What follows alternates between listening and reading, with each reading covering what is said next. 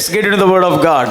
நாம் இன்றைய நாளுக்கான தியானத்திற்கு நேராக நம்முடைய கவனத்தை So we திருப்புவோம். all know that, we have been studying the book of Acts, நாம் தொடர்ச்சியாக அப்போஸ்தலர் புத்தகத்தை தியானித்துக் கொண்டிருக்கிறோம். the fivefold gospel, இது 5 சாராம்சம் கொண்ட சுவிசேஷம்.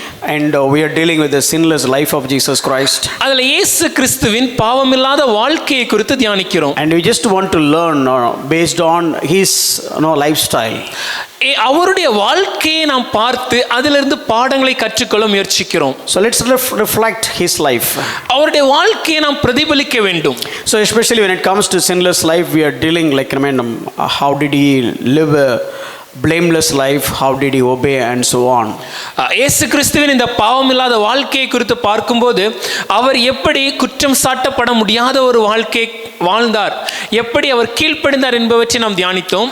I think somebody, when I do the recap, somebody will also repeat the dialogue whatever I say. Okay, next the dialogue சொல்லுவார் பாருங்க அப்படினு சொல்லிட்டு, but that's okay. And now we are in the place of how did Jesus overcome the temptation. இப்போ குறிப்பாக இயேசுவானவர் எப்படி சோதனைகளை மேற்கொண்டார் என்பதை நாம் தியானிக்கிறோம். And how did he fill his mind with the very word. அவருடைய மனம் முழுமையுமாக எப்படி தேவனுடைய வார்த்தையினால் நிறைந்திருந்தது. So what we need to think. நாம் எதை சிந்திக்க வேண்டும். That's what we study from Philippians chapter 4 verse 8. இதை தான் பிலிப்பியருக்கு எழுதின நிருபம் 4ஆம் அதிகாரம் 8வது வசனத்தில் பார்க்கிறோம். But it is hard to think all those things always. ஆனால் இப்படிப்பட்ட காரியங்களையே சிந்தித்துக் கொண்டிருப்பது, எல்லா நேரங்களிலும் சிந்திப்பது கொஞ்சம் கடினமா தான் இருக்குது. So Bible says, you have to become, you need to be matured. ஆக வேதம் நமக்கு கொடுக்கிற ஆலோசனை என்னன்னா, நாம் முதிர்ச்சி அடைய வேண்டும், தேறின கிறிஸ்தவர்களாக வேண்டும். So we are dealing with that one by one. What kind of a person if I got matured. இதை குறித்தான ஒன்றின் பின் ஒன்றாக நாம் தியானித்து வருகிறோம். ஒருவேளை நான் முதிர்ச்சி அடைந்த தேறின கிறிஸ்தவனா என்னென்ன காரியங்களின் வாழ்க்கையில் இருக்க வேண்டும்? Or what should I do to become a matured Christian? இல்லை என்றால் ஒரு தேர்ச்சி அடைந்த முதிர்ச்சி அடைந்த கிறிஸ்தவ வாழ்க்கையை வாழ நான் என்னென்ன காரியங்களை செய்ய வேண்டும்? So we need to have oneness, நமக்குள்ள ஒரு மனம் இருக்கணும், humbleness, தாழ்மை இருக்க வேண்டும், and always have the focus that God is at hand. தேவன் நம் பட்சத்தில் இருக்கிறார் என்ற சிந்தனை எப்பொழுதும் இருக்க வேண்டும். Do not worry, கவலைப்படாமல் இருக்க வேண்டும், and have a heart of thanksgiving. எப்பொழுதும் ஸ்தோத்திரம் செலுத்துகிற ஒரு இருதயம் இருக்க வேண்டும். That is what we are dealing now.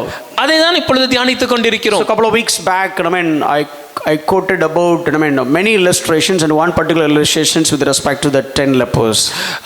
கடந்த 2 வாரங்களுக்கு முன்பாக அநேக உதாரணங்களை உங்களுடன் பகிர்ந்து கொண்டேன். அதிலும் குறிப்பாக அந்த 10 குஷ்டரோகிகள் குறித்த காரியத்தை குறித்து நாம் ஆழமாக தியானித்தோம். So when this guy has the heart of gratitude, he has got the blessing which nobody ever received. இந்த ஒரு குஷ்டரோகிக்கு நன்றி செலுத்தக்கூடிய ஒரு இருதயம் இருந்ததினாலே மற்ற யாரும் பெற்றிராத ஒரு சிறப்பான பாக்கியத்தை இவன் பெற்றுக்கொண்டான். And when you look at Romans chapter 1:21 and so on, நாம் ரோமருக்கு எழுதின நிருபம் 1ஆம் அதிகாரம் 21ஆம் வசனம் 22ஆம் வசனங்களை பார்க்கும்போது we understand what is the greatest dangerous situation if we don't have a heart of gratitude. நம்முடைய வாழ்க்கையில ஒருவேளை இந்த நன்றி செலுத்துகிற இருதயம் இல்லாவிட்டால் அது எவ்வளவு மோசமான ஆபத்தான விளைவுகளை உண்டாக்கும் என்பதை அறிந்து கொண்டோம். So we will come to a place where we will worship some idols than God. தேவனுக்கு பதிலாக தேவனுடைய இடத்துல சில விக்கிரகங்களை கூட நாம் ஆராதிக்க ஆரம்பித்து விடுகிறோம். For example, if I worship not God but giving much importance to work, and I'll keep the work as an idol. ஒருவேளை உதாரணம் சொல்லணும்னா, நான் தேவனை ஆராதிக்காமல் தேவனை விடவும் அதிக முக்கியத்துவத்தை என்னுடைய வேலைக்கு கொடுப்பதனால வேலையானது எனக்கு ஒரு விக்கிரகமாக என் வாழ்க்கையில் மாறிவிடுகிறது. So that is what Paul is trying to tell. Okay, if you don't keep thanking God, you will end up in worshiping some idols. இதை குறித்து தான் பவுலடிகளார் சொல்லும்போது, ஒருவேளை நீங்க தேவனை ஆராதிக்கும் போல இல்ல தேவனுக்கு நன்றி செலுத்தவில்லை என்றால் அது எங்க போய் முடியும்னா நீங்கள் விக்கிரக ஆராதனையில போய் முடிந்து விடுவீர்கள். And then last week we studied what is mercy and grace of God. கடந்த வாரம் கிருபை என்றால் என்ன, தேவனுடைய இரக்கம் என்றால் என்னன்னு தியானித்தோம். Many times we do have attitude of what is there to thank God right now. பல நேரம் நமக்கு இருக்கக்கூடிய சிந்தனை என்னது, ஐயா எதுக்கு நான் என் தேவனை நன்றி செலுத்துறேன், எதுக்கே போய் சொல்லணும். Let me put it this way, if I pray for a particular need, இதை இப்படி சொல்றேனே, ஒருவேளை நான் ஒரு குறிப்பிட்ட காரியத்திற்காக தேவைக்காக நான் ஜெபிக்கிறேன், and God has granted that தேவன் அந்த தேவையை என் வாழ்க்கையில் பூர்த்தி செய்கிறார் miraculous way. ஒரு அற்புத விதமாக. Then very next couple of weeks I'll thank him. அப்ப அடுத்த ஒரு சில வாரங்கள் நான் தேவனுக்கு நன்றி சொல்கிறேன். I'll put it in this way, and I was praying for a long time, okay Lord, I need to get married. ஆனா இப்படி ஒரு உதாரணமா சொல்லணும்னா, நான் பல வருடங்களாக நான் ஜெபித்து கொண்டு பல நாட்களாக நான் ஜெபிக்கிறேன், ஆண்டவரே எனக்கு ஒரு திருமணம் ஆக வேண்டும் என்று. டக்குன்னு பல வருடம் வந்துட்டீங்களப்பா. Okay, many days I was praying now for my marriage. பல நாட்களாக என்னுடைய திருமணத்திற்காக ஜெபித்து கொண்டிருந்தேன். Of course God has given a good marital life. தேவன் ஒரு நல்ல திருமண வாழ்க்கை எனக்கு அருளினார். But if I look back the recent past, when was the last time I thanked God for the good marital life? ஆனால் கடந்த நாட்களை கொஞ்சம் திரும்பி பார்த்து, தேவன் அருளிய இந்த நல்ல திருமண வாழ்க்கைக்காக நான் எப்பொழுது தேவனை கடைசியாக நன்றி சொன்னேன்? I don't remember. எனக்கு ஞாபகம் இல்லை. Because that became my habitual thing. ஏன்னா என் வாழ்க்கையில் அது பழக்கமாகி விட்ட ஒன்றாகி விட்டது. Oh yeah, of course I prayed, God has given a good wife, that's it. ஆமாயா, நான் ஜெபித்தேன், தேவன் ஒரு நல்ல மனைவியை கொடுத்தார், அவ்வளவுதான். But now I don't even remember that, okay God, I was praying on those days when all the proposals have come, and I mean the struggles and prayer, but no, how you have given this opportunity. ஆனா இப்போ அந்த காரியங்களை குறித்து நினைக்கும் போது, ஆண்டவரே அந்நாட்களில் வந்த வரன்கள் என்னெல்லாம் இருந்து, அதனூடாக வந்த சவால்கள் எப்படியெல்லாம் இருந்து, அப்பொழுது நான் எப்படி ஜெபித்தேன், அதன் மத்தியில் தேவன் எப்படி அற்புதமாய் ஒரு காரியத்தை செய்தீர், இதெல்லாம் நான் நினைத்து பார்ப்பதில்லை. And when doctors found some critical issues with my wife, that time I was praying so much, God, I mean resolve all the problems. போதகர் அவங்க மனைவிக்கு ஒரு சில ஆபத்தான மருத்துவ காரியங்களை, அவங்களோட உடல்ல சுகவீனத்தை கண்டுபிடித்த போது அதுக்காக ரொம்ப ஆழமாக தேவனே ஏதாவது ஒன்று செய்யுங்க நான் ஜெபித்து கொண்டிருந்தேன். When doctor said if you want to have a baby, either I mean the mom will have any fatal injury, or else the baby will become like maybe like a not in a profound manner, will have a lot of complications. குழந்தை பிறக்கக்கூடிய சமயத்தில் மருத்துவர் சொன்ன காரியம், ஒருவேளை ரெண்டு பேரும் குழந்தையும் பிறந்துச்சுன்னா தாய்க்கு உயிருக்கு ஆபத்து நேரிட வாய்ப்புகள் உண்டு, இல்லை குழந்தை பிறந்துச்சுன்னா குழந்தை முற்றிலுமாக முழுமையான ஒரு குழந்தையாக பிறக்காமல் இருக்க வாய்ப்பு உண்டுன்னு சொல்லி எங்கள்கிட்ட சொல்லியிருந்தாங்க. When I got the scan report, I was reading all that, and when I was on my way nearby Walmart, and I still remember I was crying and praying, and I was walking towards my home. நான் இந்த scan ரிப்போர்ட்டெல்லாம் என் கையில் கரத்தில் கிடைத்த போது, அன்று Walmart பத்தியில் அதன் அருகேமே நான் நடந்துருமே எனக்கு இன்னும் ஞாபகம் இருக்கு. நான் அழுது கொண்டே அந்த காரியங்களை நினைத்து கொண்டு வந்திருந்தது. I thought I should have not told, I should not tell all these things to my wife. நான் என் மனசில் என்ன யோசிச்சிருந்தேன்னா, இதெல்லாம் நான் என் மனைவிட்ட சொல்லக்கூடாதுன்னு. But before I came, she googled it and she found it all the complications. ஆனால் நான் வீட்டுக்கு வருவதற்கு முன்பாகவே வலைத்தளத்தில் என்னென்ன காரியங்கள் என்பதை அவங்க தேடி பார்த்து அதனுடைய ஆபத்துகளை அவங்க அறிந்து கொண்டாங்க.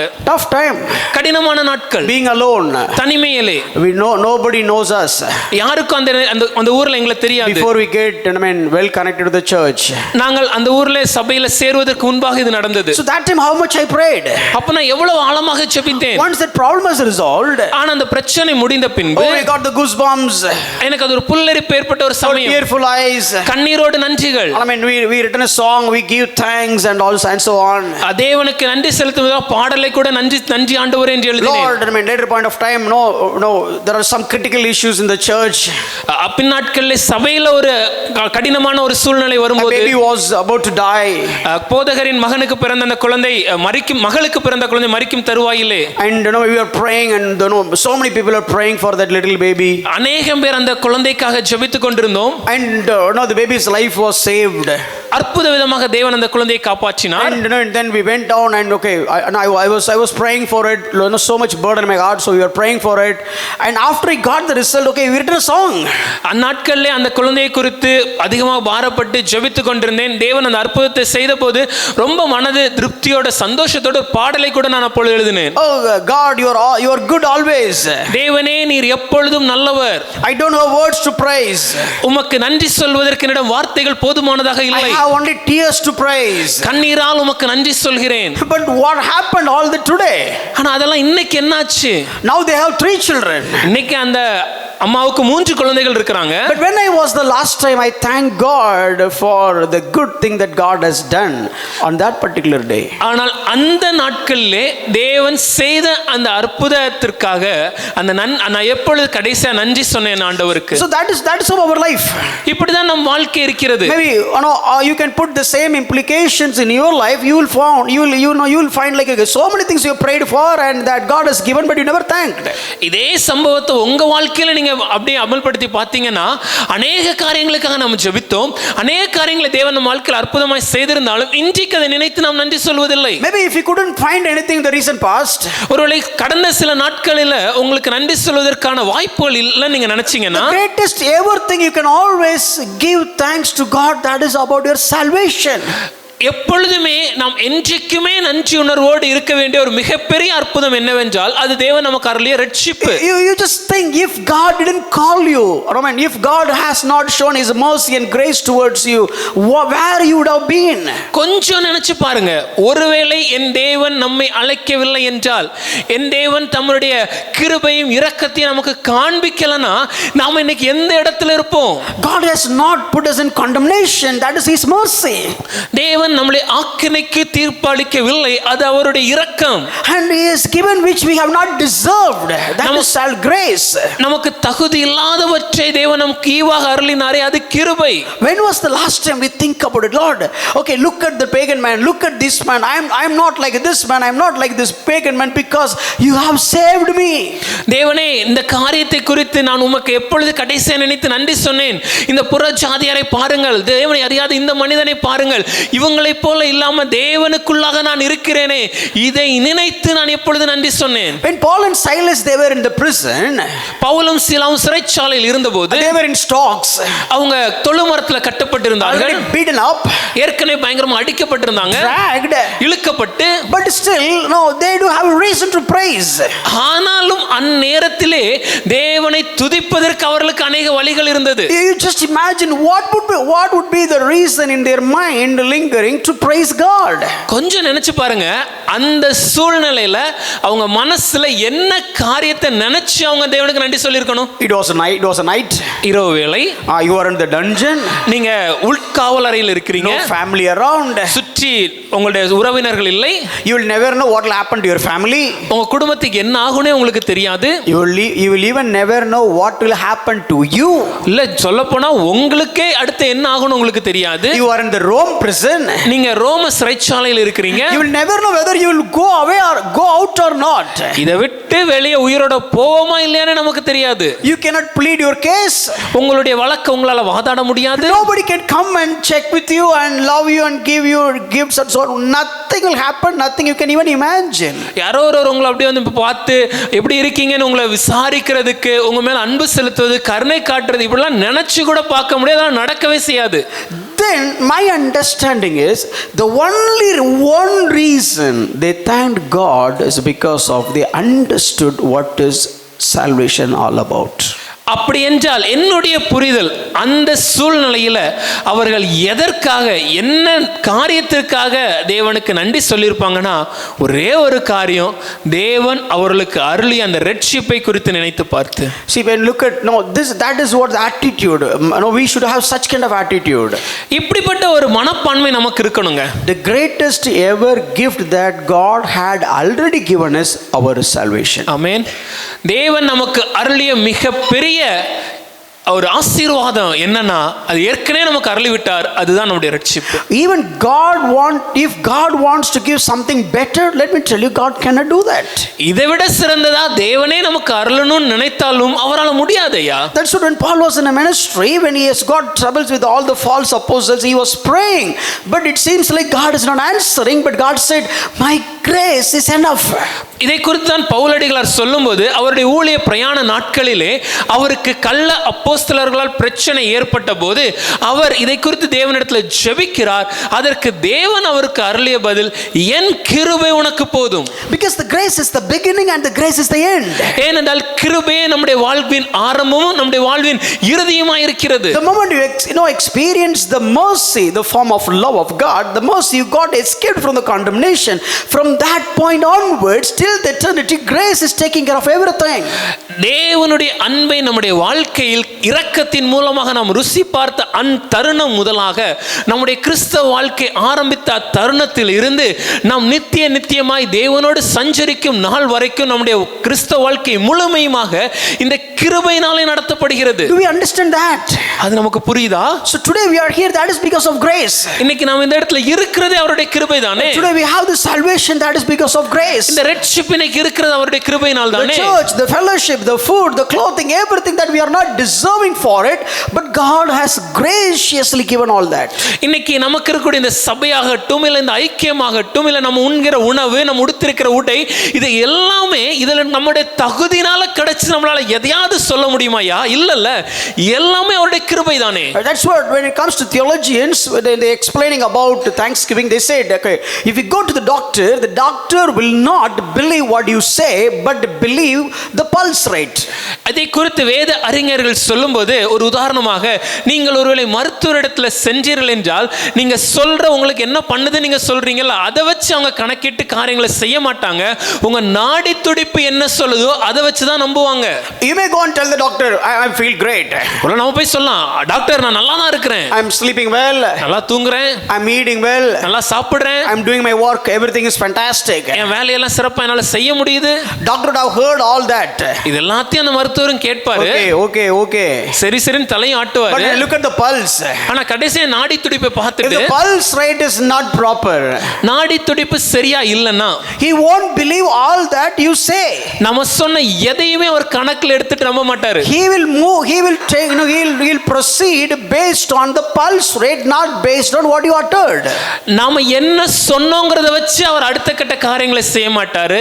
நம்முடைய நாடி துடிப்பு எதை சொல்லுதோ அதை வச்சு தான் அடுத்த கட்ட காரியங்களை செய்வாங்க. So that's what, if you want to understand the standard of your Christian life, it is not about your prayer, it is not about your fasting, it is not about your Bible reading. It's all good, we need it, there is no second thought on it, but how much you have the heart of gratitude, that is the pulse of your spiritual life.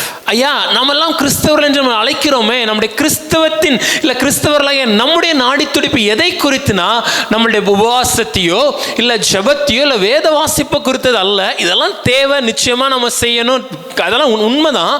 ஆனா ஒரு கிறிஸ்தவனுடைய நாடி துடிப்பு என்னன்னா அவர் எந்த அளவுக்கு தேவனுக்கு நன்றி சொல்கிறார் என்பது. See, look at even the animals. இந்த மிருகங்களை கூட பாருங்களேன். Bible talks about cow. வேதம் இந்த மாட்டை குறித்து பேசுது. No man, the man didn't have a proper understanding, like even how much the cow has understand all those things. இந்த காரியங்கள் எல்லாம் குறித்து இந்த மாடு எந்த அளவுக்கு புரிஞ்சு வச்சிருக்குதோ அந்த அளவுக்கு கூட இந்த மனுஷன் புரியவில்லை நம்ம பார்க்கிறோம். There are some big words I'll use, but don't take me wrong. கொஞ்சம் கடினமான வார்த்தைகள் தான், இது பெரிய வார்த்தை, தப்பா எடுத்துக்காதீங்க. இது எதுவுமே நான் சொல்றது இல்ல. All these words are not directly mine. நான் அடி வாங்கிட்டு நான் உங்ககிட்ட வந்து சொல்றேன், அவ்வளவுதான். All these things I have got hit and now I'm sharing with you. So there was a man who went to the church on the day of Christmas. ஒரு முறை ஒரு கிறிஸ்து பிறப்பு ஆராதனைக்கு ஒரு மனிதர் சபைக்கு சென்றார். This farmer will go to church without missing even a single day, but that day is only Christmas. இந்த உழவன் இல்ல இந்த விவசாயி எல்லா வருஷமும் தவறாம சபைக்கு செல்வாரு. எந்த நாள்னா கிறிஸ்மஸ் அன்னைக்கு மாத்திரம் தவறாமல் செல்வார். So every Christmas he'll be there without fail. Christmas அன்னைக்குனா இந்த விவசாயி நிச்சயமா சபையில இருப்பார். So one day he went to the church basically on to celebrate Christmas. ஒரு முறை இதே போல கிறிஸ்துவர் ஆராதனை கொண்டாடுவதற்கு சபைக்கு சென்றார். And the preacher was preaching from Isaiah chapter 1 verse 3. அப்போ அந்த பிரசங்கியார் ஏசாயா 1ஆம் அதிகாரம் 3ஆம் வசனத்திலிருந்து பிரசங்கித்தார். I really don't know why that preacher has taken that text on that particular day. எனக்கு ஏன் அந்த பிரசங்கியார் அந்த பகுதியிலிருந்து அன்னைக்கு பிரசங்கித்தார் எனக்கு தெரியல. Let me read the text. நான் அதை வாசிக்கிறேனே. The ox knoweth his owner and the ass his master's script, but Israel don't know, my people don't consider. மாடு தன் எஜமானையும் கழுதை தன் ஆண்டவனின் முன்னணையும் அறியும், இஸ்ரவேலோ அறிவில்லாமலும் என் ஜனம் உணர்வில்லாமலும் இருக்கிறது என்றார். இந்த அறிவில்லாமலும் உணர்வில்லாமலும் நான் சொல்லல, வசனம் சொல்லுது, நீங்க தப்பா நினைச்சுக்கோட. So don't think that I am calling you that you people who do not know or you do not consider. தமிழ்ல கொஞ்சம் நல்லா இருக்கு, இங்கிலீஷ்ல கொஞ்சம் டீசென்ட்டா you don't know அப்படினு இருக்கு, தமிழ்ல இல்லையா அப்படினு இருக்கு. In English it comes in a very decent manner, but Tamil it is like you fool. You don't have any sense. You don't have any sense. So that man heard. உங்களுக்கு புரியலையா? No, that man only once in a year, but he came to that particular day. This is the sermon. அந்த விவசாயி வருஷத்துக்கு ஒரு முறை தான் சபைக்கு வராரு. அன்னைக்கு கொடுக்கப்பட்ட செய்தி இதுதான். அன்னைக்கு மாடு கழுத. So on that day when he came, he was hearing about ox and cow. He was a farmer. அவர் ஒரு விவசாயி இல்லவா? He went back. அவர் திரும்பி போனாரு. He went back and he was standing in the middle of this cow shed. தன்னுடைய மாட்டு தொழுவத்தின் அதுல மத்தியில் அவர் நின்று கொண்டு he was thinking about the sermon. அந்த செய்தியை குறித்து சிந்தித்தார். Suddenly one cow came forward. அப்போ ஒரு மாடு முன்னாடி வந்தது. And he started licking him his hand. அப்போ அவருடைய கைகளை அது நக்க ஆரம்பித்தது. God started working on him, working on his heart. தேவன் இந்த தருணத்தில் அவருடைய இருதயத்தில் கிரியை செய்ய ஆரம்பிக்கிறார். How inferior the human is than the animal. அந்த மாடை விடவும் இந்த மனுஷன் எந்த அளவுக்கு தரம் தாழ்ந்து இருக்கிறோங்கிறத உணர்த்துகிறார். நமக்கு சம்பந்தம் இல்லை, நீங்க தப்பா நினைச்சுக்க கூடாது. Don't think that it is about we are talking about our church. No, but I am talking about that illustration actually. அந்த கதை அந்த உதாரணத்தை குறித்து தான் நான் சொல்றேன். And I read one more illustration. இன்னொரு உதாரணத்தை நான் படித்தேன். And Dr. Ironside was one of the biggest scholar on those days. Doctor Einstein என்பது அந்நாட்களிலே ஒரு மிக சிறந்த அறிஞர். One day he went to வேத வல்லுனராக இருந்தார். So one day he went to the restaurant and he started eating. ஒரு முறை ஒரு ரெஸ்டாரன்ட்டுக்கு சென்று அந்த ஹோட்டல்ல அவர் சாப்பிட்டு கொண்டிருந்தார். And before he started eating, he was giving a thanksgiving prayer. அவர் சாப்பிடுவதற்கு முன்பாக ஒரு நன்றி ஜெபத்தை அவர் ஏறெடுத்தார்.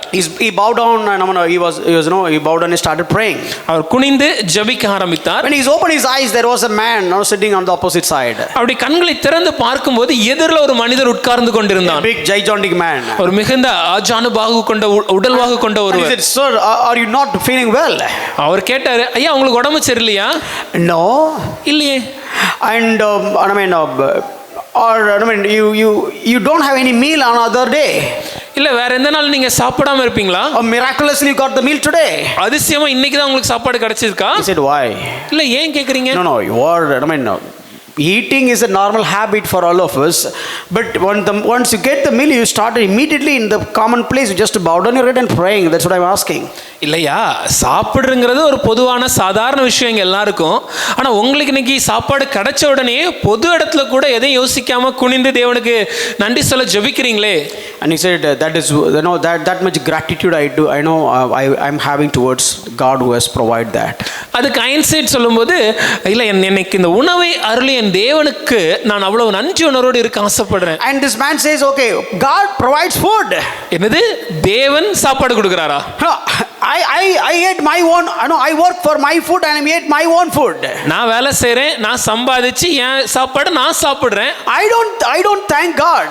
நான் தேவனுக்கு நன்றி சொல்வதில்லையே. I am chasing my food, I am getting my food, I am doing that, I am just eating that, that's it. நான் என் உணவுக்காக போராடுறேன், தொடர்கிறேன், உணவை பெற்றுக்கொள்றேன், சாப்பிடுறேன், அவ்வளவுதான். You know what he said? அதுக்கு அந்த வேத அறிஞர் என்ன சொல்லுமா சொன்னாரு? Yeah, that is how dogs doing that. ஆமாயா, நாய்கள் அப்படிதான் செய்யும். தப்பா நினைச்சுக்காதீங்க, அவர் சொன்னது.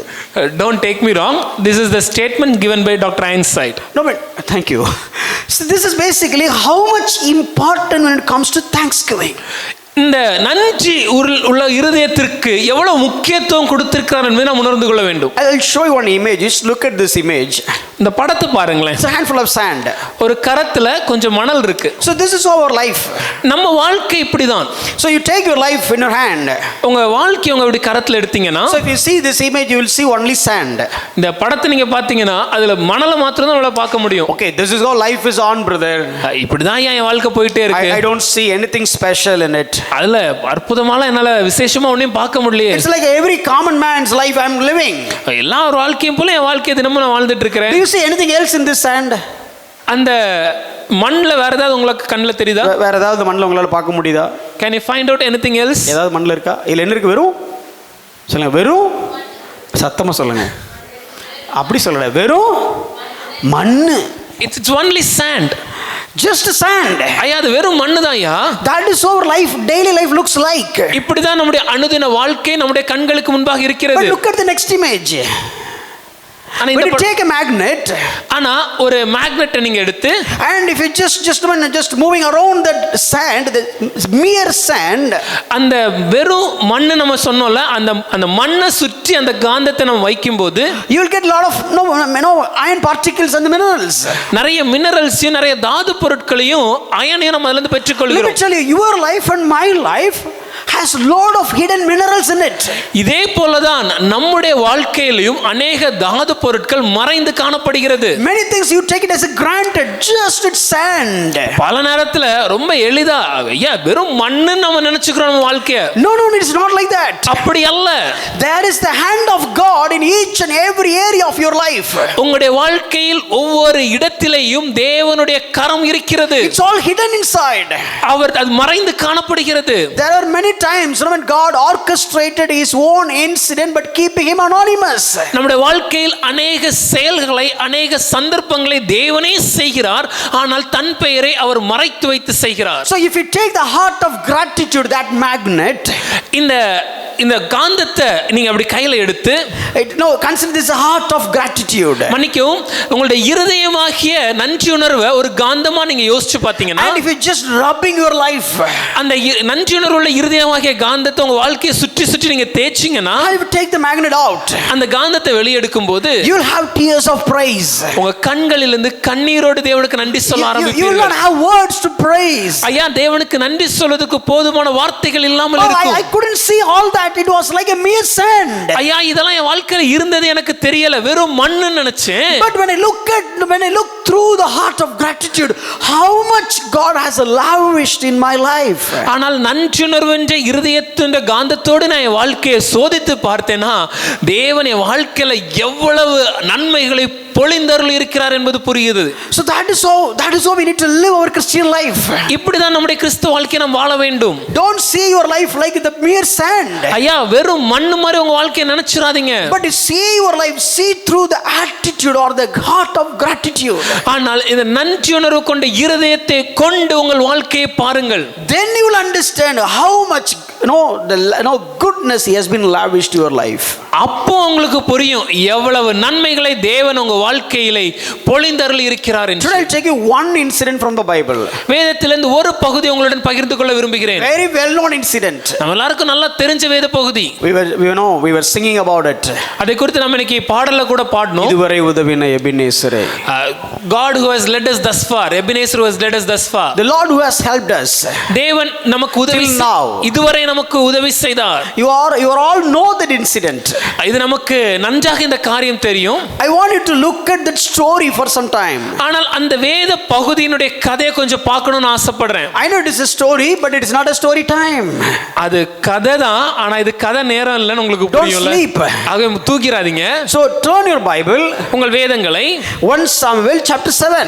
1 சாமுவேல் 7ஆம் அதிகாரத்துக்கு திருப்பிக் கொள்ளுங்கள். You all know the story, but I want you to see certain things from the story. இந்த வேத பகுதி நாம் நன்றாக அறிந்திருக்கிற கதை தான், ஆனால் அதுல ஒரு சில முக்கியமான காரியங்களை நம்ம பார்க்கணும்னு விரும்புறேன். I'll read the 7th chapter 12th verse.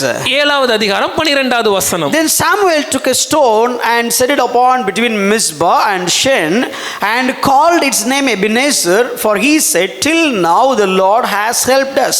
அப்பொழுது சாமுவேல் ஒரு கல்லை எடுத்து மிஸ்பாவுக்கும் சேனுக்கும் நடுவாக நிறுத்தி, இம்மட்டும் கர்த்தர் எங்களுக்கு உதவி செய்தார் என்று சொல்லி அதற்கு எபினேசர் என்று பெயரிட்டான். I just want to focus on this one particular incident rather than quoting many scriptures today. இன்னைக்கு अनेक வேத வசனங்களை நாம பார்க்க போறது இல்ல, இந்த ஒரு வேத பகுதியை கொஞ்சம் ஆழமா பார்க்க போறோம். I want you to look at the context. இதனுடைய பின்னணியை நீங்க புரிந்து கொள்ள வேண்டும். If you want to understand what is happening in the 7th chapter, you need to read right from 4th chapter. 7வது அதிகாரத்துல என்ன நடக்கிறது என்பதை நாம் புரிந்து கொள்ள வேண்டும் என்றால் நாம் 4ஆம் அதிகாரத்துல என்ன நடந்தது என்பதை நாம் வாசித்து பார்க்க வேண்டும். Till 3rd chapter there was no prophet. 3வது அதிகாரம் வரைக்கும் தீர்க்கதரிசி என்று ஒருவர் இல்லாமல் இருந்தார்கள். It's been a long time. அநேக நாட்களாக The judges and so on. நியாயாதிபதிகள் காலம் நடந்து கொண்டிருந்தது. So they don't have an abrupt word from God. இங்க தேவனிடத்திலிருந்து உடனடியாக ஒரு வார்த்தை அவர்களுக்கு இல்லாமல் இருந்தது. So now Samuel has come. இப்பொழுது சாமுவேல் வந்திருக்கிறார். You all know the story. நம்ம எல்லாருக்கும் கதை நல்லா தெரியும். This guy has grown up, inside in the presence of God. தேவனுடைய சன்னிதானத்திலே ஆலயத்திலே வளர்ந்த நபர் இவர். Grew up. வளர்ந்து விட்டார். Now Bible says, 4th chapter 1st verse, and the word of Samuel came to all Israel. 4ஆம் அதிகாரம் 1வது வசனம் சொல்லும்போது சாமுவேலின் வார்த்தை இஸ்ரவேலுக்கெல்லாம் வந்தது. What do you mean by the word of Samuel? ஐயா, சாமுவேலின் வார்த்தை என்றால் என்ன அர்த்தம்? Why it is very important? ஏன் அது அதிக முக்கியம்? Samuel was a little boy. Samuel ஒரு சின்ன பையன். Why his word is so important? ஏன் அவனுடைய வார்த்தைக்கு இவ்வளவு முக்கியத்துவம்? But look at the previous chapter. அதனுடைய முந்தின அதிகாரத்தை பாருங்கள். 1 Samuel chapter 3 verse 19, Bible says Samuel was growing. 1 Samuel 3ஆம் அதிகாரம் 10ஆம் வசனம் சொல்லும்போது Samuel வளர்கிறான். Lord was with him. தேவன் அவனோடு இருக்கிறார். And none of his word fall to the ground. அவனுடைய வார்த்தைகள் ஒன்றும் தரையிலே விழவில்லை. So far Israel people didn't get any word from God. இதுவரைக்கும் தேவன் கிட்ட இருந்து எந்த ஒரு வார்த்தையும் இஸ்ரவேல் ஜனங்களுக்கு வரவில்லை. Now there was a little boy. இப்போ ஒரு சின்ன பையன். And he is growing up. அவன் வளர்ந்து கொண்டிருக்கிறான். Not even in the adulthood. இன்னும் வளர்ச்சி இன்னும் இளைஞனாக இல்ல வளர்ந்து ஒரு வாலிபனாக மாறவில்லை. But his word, it seems like God's word. ஆனால் அவனுடைய வார்த்தை தேவ வார்த்தை போல் இருக்கிறது. From Dan to Beersheba knew that Samuel was established as a prophet of the Lord. தான் தொடங்கி பெர்சபா வரைக்கும் எல்லாருக்கும் சாமுவேல் ஒரு தீர்க்கதரிசி என்று அறியப்பட்டான்.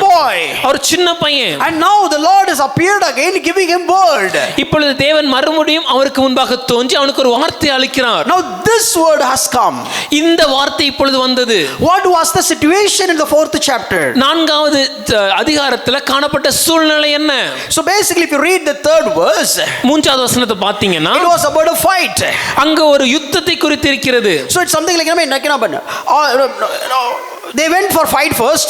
முதலாவது அந்த யுத்தத்துக்கு போறாங்க. And read 4th chapter 1st verse. 4ஆம் அதிகாரம் 1வது வசனம். The word has come. தேவனுடைய வார்த்தை வருகிறது. So far word was not there. இதுவரைக்கும் தேவனுடைய வார்த்தை இல்லாமல் இருந்தது. Now God the word. இப்போ தேவனுடைய வார்த்தை வந்தாச்சு. Confidently went for the fight. தைரியமா யுத்தத்துக்கு போறாங்க. And the result is அங்க அதோட முடிவு என்னன்னா 4,000 Israel men got killed. ஏறக்குறைய 4000 இஸ்ரவேல் ஜனங்கள் வெட்டுண்டு மாண்டு போனார்கள். God, so far we didn't have the word. தேவனே, இதுவரைக்கும் உம்முடைய வார்த்தை எங்களுக்கு இல்லாது இருந்தது. And it is reasonable to understand because we don't have the word of God, so we don't know what to do and we are failure. That is okay. இதுவரைக்கும் எங்க வாழ்க்கையில் நடந்த தோல்விகள் எல்லாம் யோசிக்கும் போது எங்களுக்கு புரியுது. ஏன்னா தேவனுடைய வார்த்தை எங்களுக்கு இல்ல, என்ன செய்யணும்னு தெரியல, அதனால நாங்கள் தோல்விகளை சந்தித்தோம். Now we have got the word. ஆனா இப்ப தேவனுடைய வார்த்தை எங்களுக்கு கிடைத்து விட்டது. But look at the situation. ஆனா சூழ்நிலையை பாருங்க. 4,000 people have been killed. 4000 பேர் கொல்லப்பட்டார்கள். Okay, let's take one step further. இன்னும் கொஞ்சம் ஆழமா பாப்போமே. Then they said, okay, no, let's bring the ark of God into the battlefield. தேவனுடைய உடன்படிக்கை பெட்டியை நாம இந்த போர்க்களத்துக்கு கொண்டு வருவோம். We got the word. தேவனுடைய வார்த்தை வந்துருச்சு. Now let's bring the presence of God. உடன்படிக்கை பெட்டி தேவனுடைய பிரசன்னத்தை சுமந்து கொண்டிருக்குது, அதை கொண்டு வருவோம். They bring the ark of God. தேவனுடைய உடன்படிக்கை பெட்டியை கொண்டு வந்தார்கள். Along with the pastors, Eli's son, Hophni and Phinehas. அந்த உடன்படிக்கை பெட்டியினூடாக ஆசாரியர்கள் ஏலியன் ஆசாரின் மகனாகிய ஓப்னி பினேகாசும் வருகிறார்கள். So presence has come.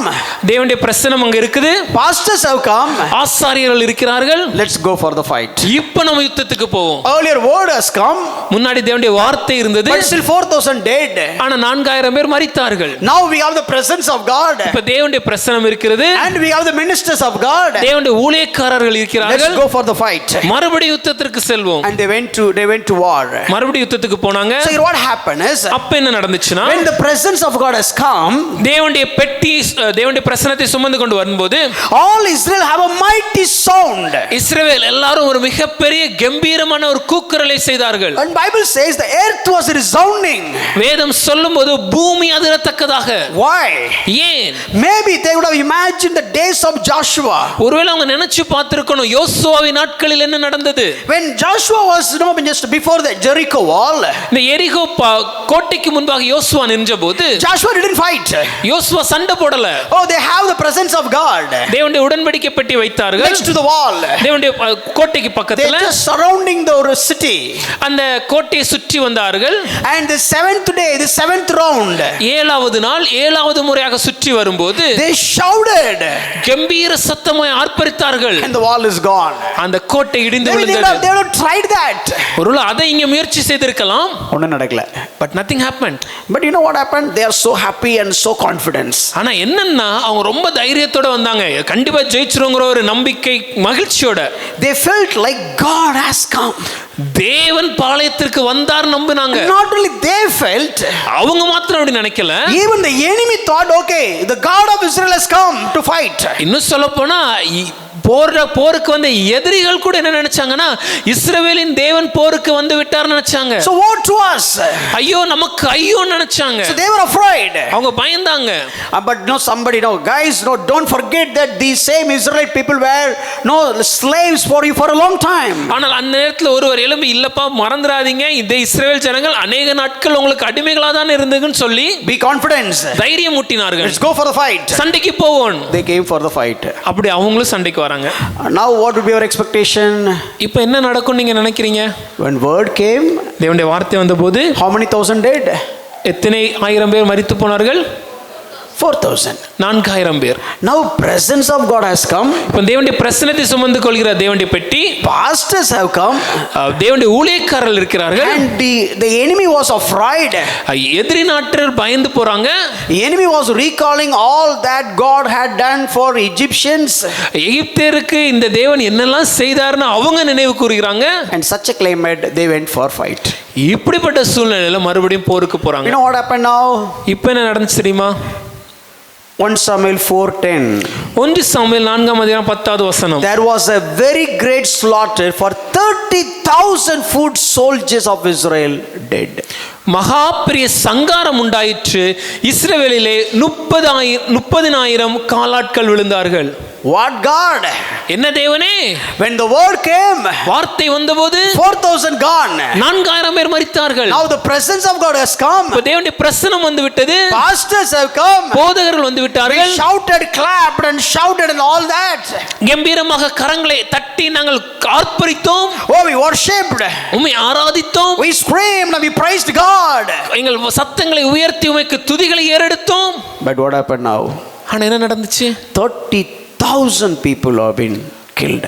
30,000 காலாட்கள் மரித்து போனார்கள். What we need to do? அப்போ நான் என்ன செய்யணும்? Our hope is on the presence of God. எங்க நம்பிக்கை அந்த தேவனுடைய பிரசன்னத்துக்கு மேல தானே. The presence of God itself gone now. ஆனா இப்போ தேவனுடைய பிரசன்னமே நம்முடைய கரத்தை விட்டு இஸ்ரேலை விட்டு போயிடுச்சே. The ark of God has been captured by Philistines. அந்த உடன்படிக்கை பெட்டியை பெலிஸ்தர்கள் கைப்பற்றி விட்டார்கள். And the pastors are dead. போதகர்கள் ஆசாரியர்கள் மரித்து விட்டார்கள். And not only pastor's father Eli, when he heard that, all the news, he was not, go back and read that passage, wonderful passage. When the messenger came and he said, your sons have dead, your sons are dead. நீங்க போய் அந்த பகுதியை கொஞ்சம் படித்து பாருங்க. அந்த பகுதியில் அந்த அவருக்கு செய்தி வருது. ஏலிக்கு அந்த இடத்துல காணப்பட்ட ஆசாரியனுக்கு ஒரு செய்தி வருகிறது. உம்முடைய குமாரராகிய 2 பேரும் அந்த போர்ல மரித்து விட்டார்கள் என்று. What, my children? என் பிள்ளைகளா dead? மரித்து விட்டார்களா? அப்பெல்லாம் அவர் கேட்கல. He didn't ask like that. What about the ark of God? தேவனுடைய உடன்படிக்கை பெட்டிக்கு என்ன ஆயிற்று? The moment he heard that ark of God has been captured, moment he came to know that, he fell down and dead. தேவனுடைய உடன்படிக்கை பெட்டியை பெலிஸ்தியர்கள் கைப்பற்றினார்கள் என்ற செய்தி அவன் கேட்ட உடனே அவன் விழுந்து மரித்து போனான். Not only him, அவர் மாத்திரமல்ல, and his daughter-in-law, அவருடைய மருமகள், and she was about to give birth. அவங்க ஒரு குழந்தையை பெற்றெடுக்க சமயத்துல She இருந்தாங்க. was in the labor pain. அவங்க கர்ப்பம் தரிக்கிற வேதனையில் Her இருக்கும்போது husband was killed. கணவன் மரித்து விட்டான் என்ற செய்தி, They told the news. அந்த செய்தி அந்த பெண்மணிக்கு But வருகிறது. that was not much disturbed her.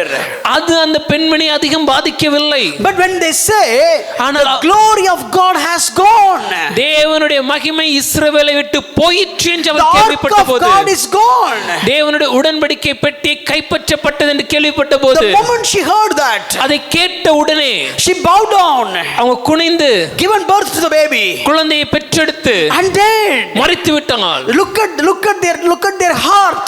அவங்களுடைய இருதயத்தை பாருங்க.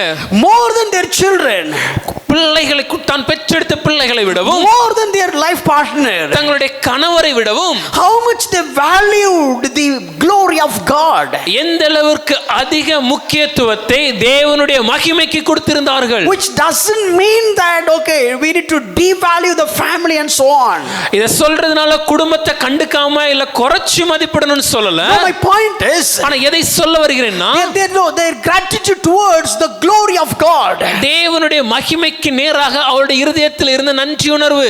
Oh, the glory of God in the ark. அந்த தேவனுடைய மகிமை உடன்படிக்கை பெட்டியின் மேல் இருந்தது. I would say in a limited manner.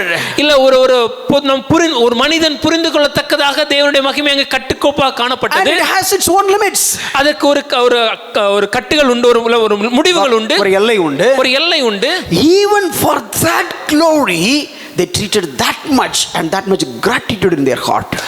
அதற்கே அந்த ஜனங்கள் இப்படிப்பட்ட முக்கியத்துவத்தையும் தங்க இருதயத்தில் அப்படியோட நன்றி உணர்வோடையும் அதை பாவித்தார்கள். But you know what salvation brings?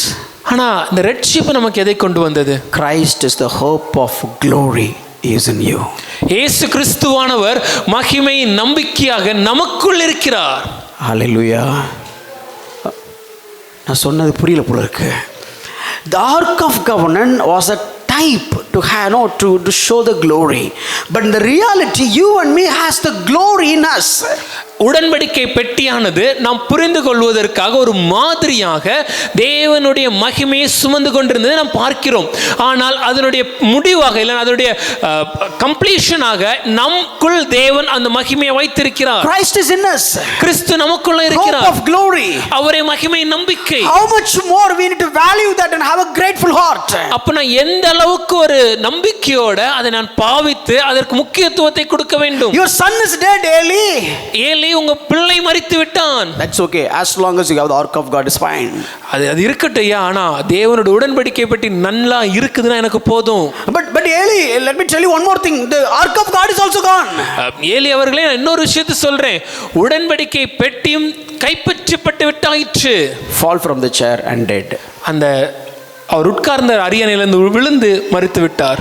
This is what the situation. இதுதான் சூழ்நிலை. And the 5th chapter, 5வது அதிகாரத்துல they have taken the ark of God அந்த தேவனுடைய உடன்படிக்கை பற்றி அவங்க எடுத்துக்கொண்டு போனார்கள். and they put it in their own God's temple. அது அவர்களுடைய தேவனுடைய அந்த ஆலயத்தில் வைத்திருந்தார்கள். And they treated this also God. அவங்க என்ன நினைச்சாங்க, இது இன்னொரு தெய்வம். So Dagon ஒரு தெய்வம், and here ark of God as well. இங்க உடன்படிக்கை பெட்டி, இதையும் ஒரு தெய்வம். And the night Dagon has fallen. ஆனா ராத்திரி என்ன நடந்துச்சுன்னா, தாகோன் தாழ விழுந்தான். And next day, அடுத்த நாள் again they put it the same place. மறுபடியும் தாகோனை சரியா நிக்க வச்சுட்டு போனாங்க.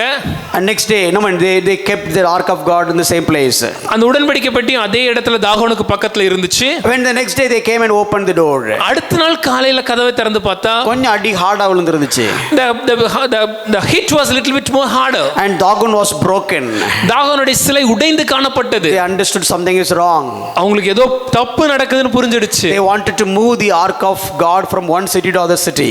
ஆகவே இந்த தேவனுடைய உடன்படிக்கை பெட்டியை ஒரு இடத்துல இருந்து இன்னொரு இடத்துக்கு அனுப்ப அவங்க முடிவு பண்ணாங்க. Wherever it goes, everywhere, God was just sending plagues and so on to all the people.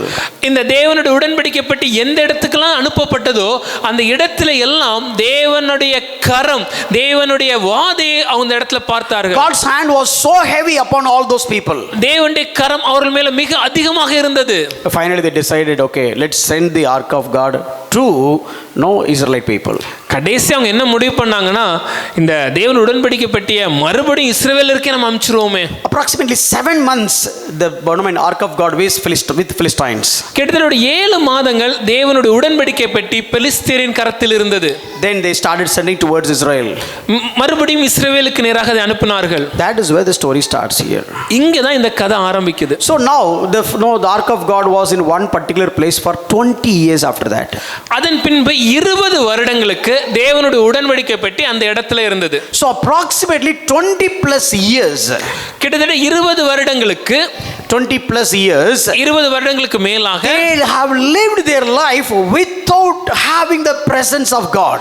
தேவனுடைய பிரசன்னத்தை சுமக்கிற இந்த உடன்படிக்கை பெட்டி இல்லாமலே அவர் வாழ்க்கை வாழ்ந்து விட்டார்கள். They started living their life. அவங்க வாழ்க்கை வாழ பழகிக்கிட்டாங்க. Of course, one side it is sad and bad, but still the life is so going on. ஒரு பக்கம் அது கடினமாக சோகமான காரியமாக இருந்தாலும் அவங்க வாழ்க்கையை அப்படியே வாழ அவங்க பழகிக்கிட்டாங்க. In this stage, இந்த சூழ்நிலையில the same place we have that particular incident in 1 Samuel chapter 7. இந்த சூழ்நிலை 1 சாமுவேல் 7ஆம் அதிகாரத்தில் நடக்கிற இந்த சம்பவம் இருக்கிறது. I'll read 1 Samuel chapter 7 verse 2. 1 Samuel 7ஆம் அதிகாரம் 2வது வசனம். From the day that ark was lodged at Kiriath Jearim, a long time passed, some 20 years, and all the house of Israel lamented after the Lord. பெட்டி கீரியாத்தீரிலே அநேக நாள் தங்கி இருந்தது. 20 வருஷம் அங்கேயே இருந்தது. இஸ்ரவேல் குடும்பத்தார் எல்லாரும் கர்த்தரை நினைத்து புலம்பிக் கொண்டிருந்தார்கள். So now Samuel started preaching them. இப்போ சாமுவேல் அவர்களுக்கு பிரசங்கிக்கிறார். And Samuel said, சாமுவேல் சொல்கிறார், if you are returning to the Lord, நீங்கள் தேவனிடத்தில் முழு இதயத்தோடு with all your heart, முழு இதயத்தோடும், the first thing what you need to do is put away all your foreign gods. நீங்க செய்ய வேண்டிய முதல் வேலை என்னன்னா அந்நிய தேவர்களையும் அகற்றி விடுங்கள். And Ashtaroth, just send them out. அஸ்தரோத்தை உங்கள் நடுவிலிருந்து விலக்குங்கள். And direct your heart towards the Lord. இருதயத்தை கர்த்தருக்கு நேராக்குங்கள். And serve him only. அவர் ஒருவருக்கே ஆராதனை செய்யுங்கள். And he will deliver you out of the hand of the Philistines. அப்பொழுது அவர் உங்களை பெலிஸ்தருடைய கைக்கு நீங்களாக்கி விடுவார். So still they are under Philistines. அப்படினா இன்னும் அவங்க பெலிஸ்தரின் கருத்துக்கு கீழ தான் இருக்காங்க. Please understand carefully the order. அந்த தொடர்ச்சியை நீங்க தெளிவா புரிஞ்சுக்கணும்னு நினைக்கிறேன். 3rd chapter Samuel became a prophet. 3வது அதிகாரத்துல சாமுவேல் ஒரு தீர்க்கதரிசின்னு அறியப்படுகிறார். 4th chapter word has come. 4வது அதிகாரத்துல தேவனுடைய வார்த்தை வருகிறது. But still they lost the battle, 3000 gone. ஆனால் 4000, right? 4000 gone. ஆனாலும் அந்த போர்ல அவங்க தோற்கறாங்க. முதல் நாளில் 4000 பேர் மாண்டு போகிறார்கள். Then they brought the presents and the pastors. இரண்டாவது நாளே தேவனுடைய பிரசன்னத்தையும் ஊழியக்காரர்களும் வருகிறார்கள். And 30,000 have gone. ஆனால் 30000 பேர் மரித்து போனார்கள். And they lost the presence of God, they lost the pastors. அவங்களுடைய ஆசாரியர்கள் இழந்து போனார்கள். தேவனுடைய உடன்படிக்கை பெட்டி மகிமை இழந்து போனார்கள். So with the presence of God they couldn't win, but now without the presence of God how come they can win? ஐயா, தேவனுடைய மகிமை இருக்கும்போதே தோத்து போயிட்டோமே, இன்னைக்கு தேவனுடைய மகிமை இல்லாம நாம எப்படி ஜெயிக்கிறது? So what are you going to do now? என்ன செய்ய போறோம்? But for more than 20 years they lived the same life. இப்படியான ஒரு வாழ்க்கை கிட்டத்தட்ட 20 வருஷம் வாழ்ந்தாங்க. Samuel was also there in the midst. இதன் மத்தியில சாமுவேலும் வாழ்ந்து கொண்டிருந்தார். Samuel's word has never fell in the ground. Samuel சொன்ன ஒரு வார்த்தையும் தரையிலே விழவில்லைன்னு பார்த்தோமே. But this is the remarkable incident. ஆனால் இது மிகவும் குறிப்பிடத்தக்க ஒரு சம்பவம். So 20 years 20 வருடம் gone by. அது முடிந்து விட்டது. No voice, no word of the Lord. தேவனுடைய வார்த்தை எதுவும் கொடுக்கப்படவில்லை. No deliverance. ஒரு விடுதலை இல்லை. Under the oppression. அவர்கள் அழுத்தத்தின் கீழே காணப்படுறாங்க. And being in slavery. இன்னும் அடிமையா தான் இருக்கிறாங்க. This is the place at Ebenezer they tasted their success. இந்த இடமாக எபினேசர்ல தான் அவர்கள் வெற்றியை ருசித்தார்கள். So when you read the passage of Ebenezer, ஆகவே இந்த எபினேசர் என்று காணப்படுகிற இந்த பகுதியை நாம் வாசிக்கும் போது you need to look the past and look the future. அதனுடைய கடந்த காலத்தில் என்ன நடந்தது என்பதையும் எதிர்காலத்தில் என்ன நடந்தது என்பதையும் நாம் பார்க்க வேண்டும். So I'll just the same passage I'll just come again and again, but I want you to see all the pictures. இந்த பகுதியை தான் நான் திரும்ப திரும்ப எனக்கு காண்பிக்கிறேன். ஆனா இந்த பகுதியில் காணப்படுற எல்லா சம்பவங்களையும் நீங்கள் புரிந்து கொள்ள வேண்டும். Now come to this place. இந்த பகுதிக்கு வருவோம். Samuel has called all the people. Samuel எல்லா ஜனங்களையும் அழைக்கிறார். Hey guys, you know what is the problem? ஜனங்களே, இங்க பிரச்சனை என்ன தெரியுமா? It is a problem not because of whether you receive the word or not. தேவனுடைய வார்த்தை உங்களுக்கு கிடைச்சதா இல்லையாங்கிறது இங்க பிரச்சனை இல்ல. Because you got the word. தேவனுடைய வார்த்தை வந்தது. You lost the battle. ஆனாலும் தோற்றோமே. And it is not about whether you have the presence of God or not. That doesn't matter. இல்ல தேவனுடைய மகிமை உங்க மத்தியில இருக்குதா இல்லையாங்கிறது பிரச்சனை இல்ல. Presence of God was there. தேவனுடைய மகிமை இருந்தது. Still 30,000 have been killed. ஆனாலும் 30,000 பேர் மரித்தார்கள். Whether you have a senior pastors among you or not, that is not the problem. ஐயா உங்க மத்தியில அந்த மூத்த ஆசாரியர்கள் இருக்கறாங்களா இல்லையாங்கிறது பிரச்சனை இல்ல. Pastors were there, but still even they got dead. ஆசாரியர்கள் இருந்தபோதும் அவர்களும் மரித்து போனார்களே. But now what is the problem? அப்ப இப்ப பிரச்சனை என்ன? Problem is not with the word. ஐயா பிரச்சனை தேவனுடைய வார்த்தையில் இல்லை. Problem is not with the presence. தேவனுடைய பிரசன்னத்துல இல்ல. Problem with the person. இங்க பிரச்சனை மனுஷனிடத்திலே. That is you. அது நீங்க தான். So change your heart. உங்கள் இருதயத்தை மாற்றுங்கள். Past 20 years you started living the same life. கடந்த 20 வருடமா இப்படியே ஒரு வாழ்க்கை வாழ நீங்க பழகி விட்டீர்களே. You never had a remarkable turnaround. உங்களுக்கு குறிப்பிடத்தக்க ஒரு மனமாற்றம் உங்களிடத்தில் இல்லை. You lost the presence of God. தேவனுடைய பிரசன்னத்தை இழந்து விட்டோம். Ark of God is not with you. தேவனுடைய உடன்படிக்கை பெட்டி இப்பொழுது உங்க மத்தியில் இல்லை. And you don't bother. ஆனா நீங்க அதை கண்டுக்கவே இல்லையே. Guys, this is the time. ஜனங்களே இது முக்கியமான நேரம். It is not a Lord to return you. It is basically you need to return to the Lord. தேவன் இப்போ உங்க இடத்துல திரும்ப வர வேண்டியது மேட்டர் இல்ல, நீங்க தேவனிடத்துல திரும்பி செல்லணும். அதுதான் ரொம்ப முக்கியம். My dear friends, many times we are praying. எனக்கு அன்பான ஜனங்களே, நம்ம அநேக நேரத்துல ஜெபிக்கிறோம். We are longing, we are crying.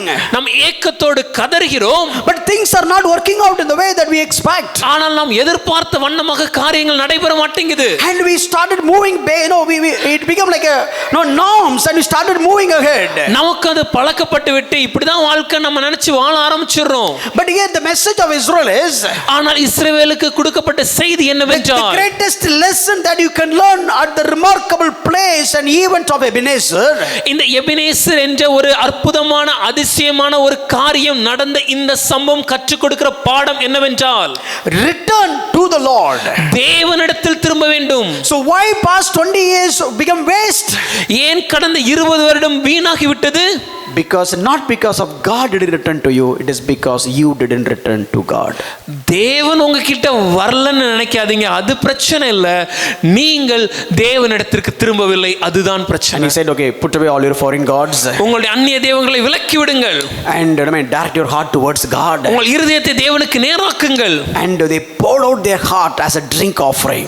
தங்களுடைய இருதயத்தை ஒரு ட்ரிங்க் ஆஃபரிங்காக அவங்க ஊற்றி விட்டார்கள். In that moment, அந்த சூழ்நிலையில look at when you are setting right your life, whether you will realize it or not, the enemy will realize.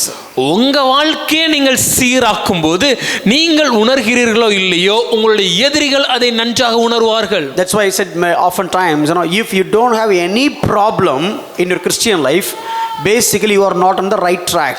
அதனால தான் நான் நிறைய நேரம் சொல்றேன், உங்க கிறிஸ்தவ வாழ்க்கையில எந்த விதமான சவால்களோ இல்ல பிரச்சனைகளோ இல்லாத ஒரு வாழ்க்கையில நீங்க இருந்தீங்கன்னா எங்கேயோ ஒரு பிரச்சனை இருக்குன்னு நாம புரிஞ்சுக்கணும். Brother, everything is fine, brother. ஐயா என் வாழ்க்கையில எல்லாமே நல்லா இருக்கு. Life is smooth. வாழ்க்கை ரொம்ப ஸ்மூத்தா இருக்கு. Everything fell in place. எல்லாமே அதன் காலத்தில் நேர்த்தியா இருக்கு. You are not a threat of the devil. நீங்கள் பிசாசானவனுக்கு இன்னொரு எதிரியாகவே இல்ல. 20 years in the same place. In fact, if you go back and read, they could see what Israel is doing at the time at the place of boundary. 20 வருஷமா அதே இடத்துல தான் இருக்கிறாங்க. இன்னும் சொல்ல போனா இந்த பெலிஸ்தியர் ஜனங்களால இஸ்ரவேல் ஜனங்கள் என்ன செய்றாங்கங்கறத அவங்க எல்லைக்கோட்டில இருந்து பார்க்க முடியுது. In fact, when they are sending the ark of God, அவங்க தேவனுடைய உடன்படிக்கை பெட்டி அனுப்பும்போது all the 5 leaders of those 5 great cities of Philistines, பெலிஸ்திய நாட்டில் இருக்கிற 5 பட்டணத்தில் உள்ள 5 தலைவர்களும் they came along with them. அந்த பெட்டியின் பின்பாக வந்தார்கள். And they are watching. அவங்க பார்த்தாங்க. The chariot, it's landed in a very perfect place. அது சுமந்து கொண்டு வந்த மாடுகள் அது சரியான இடத்துக்கு வந்து சேர்ந்தது. That is a place of Levites. அது லேவியருடைய இடம். In fact, the place where Joshua has given to Levite, exactly, the cart came and stand in that place. எந்த இடம் யோசுவாவாலே லேவியர்களுக்கு கொடுக்கப்பட்டதோ அந்த இடத்திற்கே அந்த உடன்படிக்கை பெட்டியை சுமந்து கொண்ட மாடு பூட்டினது அந்த இடத்துல வந்து நின்றது. So they could see Israelite people. அவங்களால அதை பார்க்க முடியுது. And Israelite people could see them as well. அதே போல இஸ்ரவேல் ஜனங்களாலையும் பெலிஸ்தரை பார்க்க முடிந்தது. So in fact 20 years they were such close by. 20 வருஷமா இவ்வளவு நெருங்கி தான் அவங்க வாழ்ந்திருந்தாங்க. But the Philistines didn't stir up. ஆனா பெலிஸ்தர் அப்போ எழும்பி கிளர்ச்சி அடையவில்லை. They quiet. They were quiet. அவங்க அமைதியா இருந்தாங்க. But when the Israelite people heard the word of Samuel and turned towards the Lord and poured out their heart to God as a sign of repentance, the enemy camp started getting up, awakening. ஆனால் எப்பொழுது இந்த இஸ்ரவேல் ஜனத்தார் சாமுவேலின் வார்த்தையை கேட்டு தங்கள் இருதயத்தை தேவனுக்கு நேராக்கி தங்களுடைய பழைய வாழ்க்கையை விட்டு மனம் திரும்பி தங்களுடைய இருதயத்தை தேவனுக்கு நேராக ஊற்றி அவருக்கு ஆராதனை செய்தார்களோ அந்த சூழ்நிலையில பெலிஸ்தியர் இவர்களுக்கு விரோதமாக வருகிறார்கள். When all the Israelites are gathered at Mizpah, எல்லா இஸ்ரவேல் ஜனங்களும் மிஸ்பாவிலே கூடி வந்தபோது, okay, it's a time of repentance. இது ஒரு மனம் திரும்புதலின் நேரம். Pouring out. தங்களை ஊற்றுகிற நேரம். They are praying. ஜெபிக்கிற நேரம். Throwing all the idols. தங்களுடைய எல்லா அந்நிய தேவர்களையும் விலக்கின நேரம். But now not the Israelite, the Philistines heard that and they started coming against the battle. இந்த செய்தி எல்லாவற்றையும் பெலிஸ்தியர் அதிபதிகள் கேட்டபோது அவர்கள் இஸ்ரவேலருக்கு விரோதமாக வருகிறார்கள். So here there was a fight. அந்த சூழ்நிலையில ஒரு சண்டை நடக்குது. And that time Samuel took one stone and put the stone and called that stone as Ebenezer. அந்த சூழ்நிலையில் சாமுவேல் ஒரு கல்லை எடுத்து ஒரு தூணை ஏற்படுத்தி அந்த தூணிற்கு எபினேசர் என்று பெயரிட்டார். They asked him to pray for Sam. When they asked Samuel to pray, அவர் ஜனங்கள் எல்லாம் சாமுவேலை ஜெபிக்க சொன்னபோது, and Samuel did all that. Samuel இந்த காரியங்களை செய்த பின்பு they got the success after 20 plus years. 20 வருடங்களுக்கு பின்பு அவர்களுக்கு ஒரு குறிப்பிடத்தக்க வெற்றியை பெற்றார்கள். So that is what the meaning of Ebenezer. இதுதான் எபினேசர் என்ற வார்த்தையின் அர்த்தம். Now I want you to compare this study based on our lives.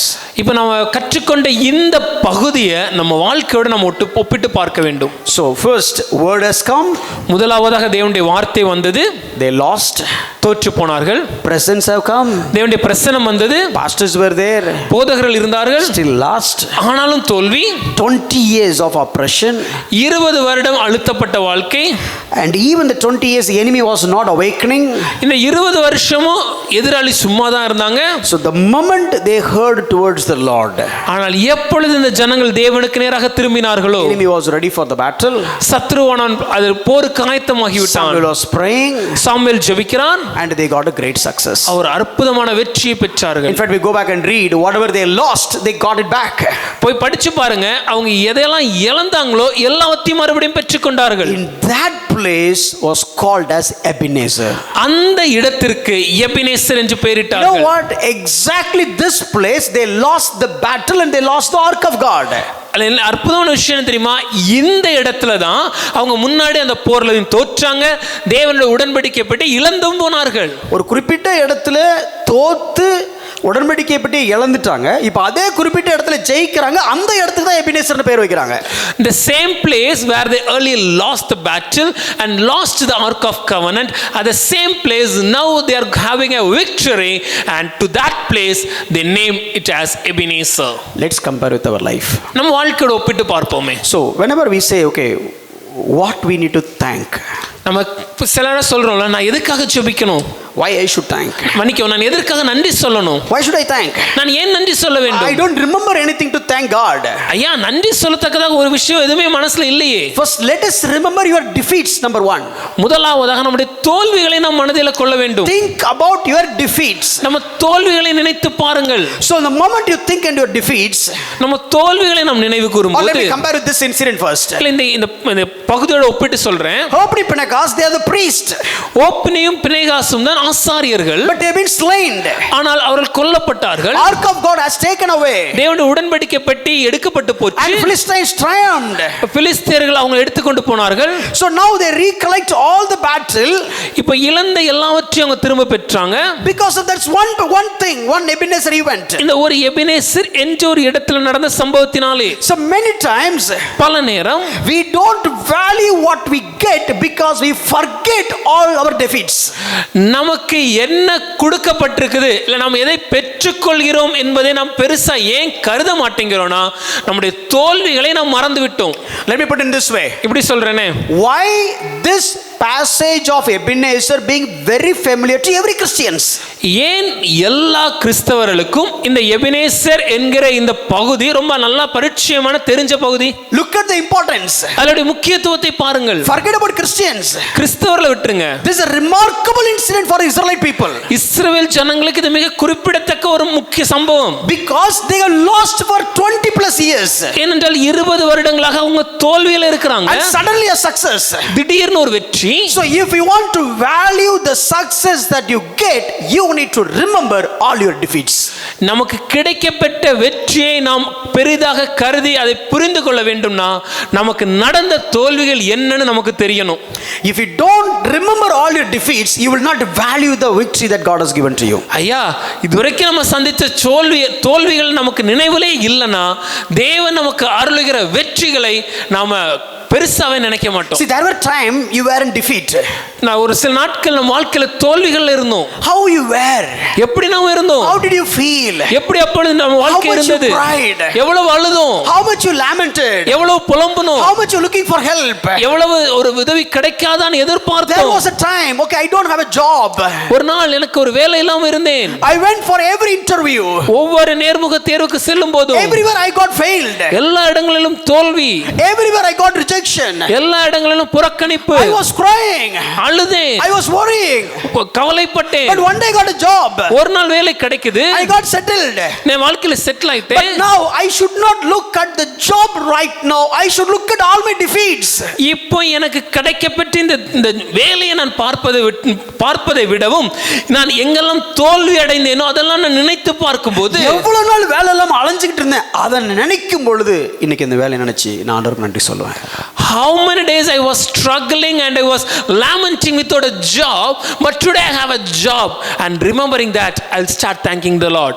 Do you remember your defeats? ஐயா, உங்க தோல்விகள் உங்களுக்கு ஞாபகம் இருக்குதா? You know, let me put myself in this spot. நான் என்னை ஒரு உதாரணமாக சொல்கிறேனே. I know my defeats. என் தோல்விகள் எனக்கு தெரியும். I know I was not a superhero. எனக்கு தெரியும் நான் ஒரு கதாநாயகன் அல்ல. I was a failure. நான் ஒரு தோல்வி அடைந்த ஒரு மாணவன். I was a failure in my education. என் படிப்புல தோல்விகளை சந்தித்தேன். I was a failure in my confidence level. என்னுடைய தைரியத்துல நான் தோல்வி அடைந்தேன். I was a failure even in the way I speak. நான் எப்படி பேசுறதுல கூட தோல்வி அடைந்தவன். I was a failure to know even the public relationship. ஒரு ஜனங்க மத்தியில பேசுவதில் நான் தோல்வி அடைந்தவன். So today when I look at all the defeats, என்னுடைய எல்லா தோல்விகளையும் திரும்பி பார்க்கும்போது maybe seems like the success right now, பார்ப்பதற்கு வெற்றிகரமாக தோன்றினாலும் the success that I do get now, இன்னைக்கு நான் अनेक வெற்றிகளை பெற்றாலும் I know எனக்கு தெரியும் this is not because of my ability. This is simply grace because I know who I was. ஐயா, இந்த வெற்றிக்கெல்லாம் காரணம் நான் இல்ல என் திறமை இல்லையா, ஏன்னா எனக்கு தெரியும் என்னுடைய தகுதி என்ன, நான் எந்த நிலைமையில இருந்தேன். There were days I was struggling to speak one sentence in English without a grammar mistake. பல நாட்கள் என் வாழ்க்கையில ஒரு வாக்கியத்தை ஆங்கிலத்துல ஒரு கிராமர் மிஸ்டேக் இல்லாம இலக்கண பிழை இல்லாம பேச முடியாமல் திணறினேன். I was not bold enough to go and talk to one person to deal a particular thing. No, I was like a person of inferior complex. ஒரு காரியத்தை சரி செய்வதற்காக ஒரு மனுஷட்ட போய் பேசவும் பயந்தவனாய் தைரியம் இல்லாதவனாய் காணப்பட்டேன். ஒரு தாழ்வு மனப்பான்மை உடையவன் நான். I was so far away for the skills of leadership. தலைமைத்துவ பொறுப்புகள், தலைமைத்துவ தகுதிகள், அது எல்லா தாளந்துகள் எல்லாவற்றிலும் எதுவுமே இல்லாதவனாக இருந்தவன். When I look at all my defeats, ஆனா என் தோல்விகளை நினைத்து பார்க்கும்போது what I get right now, இன்னைக்கு தேவன் எனக்கு கொடுத்திருப்பது, what I do have and I do enjoy and I do possess, என்னிடத்துல தேவன் கொடுத்திருக்கிறது, என் வாழ்க்கையில தேவன் எனக்கு அருளியது, என் வாழ்க்கையில் தேவன் எனக்கு கொடுத்ததை நான் அனுபவிப்பதை நினைத்து பார்க்கும்போது I know it is not because of me. எனக்கு தெரியுங்க இது என்னால இல்லைன்னு. It is because of God. இது தேவனாலே. If you keep remembering about your defeat, you will have the heart of thanksgiving. உங்க தோல்விகளை நீங்க நினைச்சு பார்த்தீங்கன்னா உங்க இருதயத்திலிருந்து தானாகவே ஒரு நன்றியுணர்வு பெருக்கெடுக்க ஆரம்பிக்கும். You know why did Israelite people celebrate that moment? ஏன் இந்த சம்பவத்தை இஸ்ரவேல் ஜனங்கள் கொண்டாடினாங்க தெரியுமா? Because 20 years they have lost the game. ஏன்னா 20 வருஷம் தோல்வியான வாழ்க்கை. So do you remember your failures? ஐயா, உங்க தோல்விகளை ஞாபகம் இருக்குதா? So I'm just skipping illustrations, but I'm just moving on. உதாரணம் சொல்ல நேரம் இல்லாதனால நான் நேரடியாக அடுத்த பகுதிக்கு செல்கிறேன். So do you remember your sins? உங்களுடைய பாவங்கள் உங்களுக்கு நினைவு இருக்குதா? See, many times we thought we deserve for everything. பல நேரம் நம்ம என்ன நினைக்கிறோம், எனக்கு இது கிடைக்கணும், ஏன்னா எனக்கு தகுதி இருக்கு. God, I deserve. தேவன் எனக்கு தகுதி உண்டு. But if God is calculating your eligibility and your quality and rewarding based on that, where you would have been? ஆனால் ஒருவேளை தேவன் நம்முடைய தகுதிகளை கணக்கெடுத்து நம்முடைய தகுதியின்படி நமக்கு காரியங்களை கொடுத்தார்னா நம்ம எந்த இடத்துல உண்மையாவே இருப்போம்? See, look at their mistakes. அவங்களுடைய வாழ்க்கையை பாருங்க. So they have அஸ்ரோத் in them. அவங்க இருதயத்துல அவங்களுடைய வாழ்க்கையில செய்த தவறு, அவங்க இருதயத்துல அஸ்ரோத் இருந்தார்கள். They have idols in them. அவங்களுக்குள்ள அந்நிய தேவர்கள் இருந்தார்கள். They are not worshiping God alone. அவங்க தேவனை மாத்திரம் பணிந்து கொள்ளவில்லை. But they get the word. தேவனுடைய வார்த்தை வருது. And they said, okay, word is there. தேவனுடைய வார்த்தை இருக்கு. Success must be there. அப்ப நிச்சயமா வெற்றி இருக்கணும். 4,000 is gone. 4000 பேர் மரித்தார்கள். And then next time they got the presence of God. அடுத்த முறை தேவனுடைய பிரசன்னமும் இருக்கு. They are doing idol worship. ஆனா இப்பவும் அந்நிய தேவர்களை வழிபட்டு கொண்டிருக்கிறார்கள். Still they do have the heart of God and heart for idols. இருதயத்துல ஒரு பக்கம் தேவனுக்கும் இன்னொரு பக்கம் அந்நிய தேவர்களுக்கும். But their expectation is, ஆனா என்ன எதிர்பார்க்கறாங்க? I got the presence of God. தேவனுடைய பிரசன்னம் வந்துருச்சு. Now it has to happen like the days of Joshua. யோசுவா நாட்கள் எப்படி நடந்ததோ அப்படி நடக்கணும். Still it did not happen. என்ன நடக்கல? The problem is, பிரச்சனை என்னன்னா, do you remember your sins?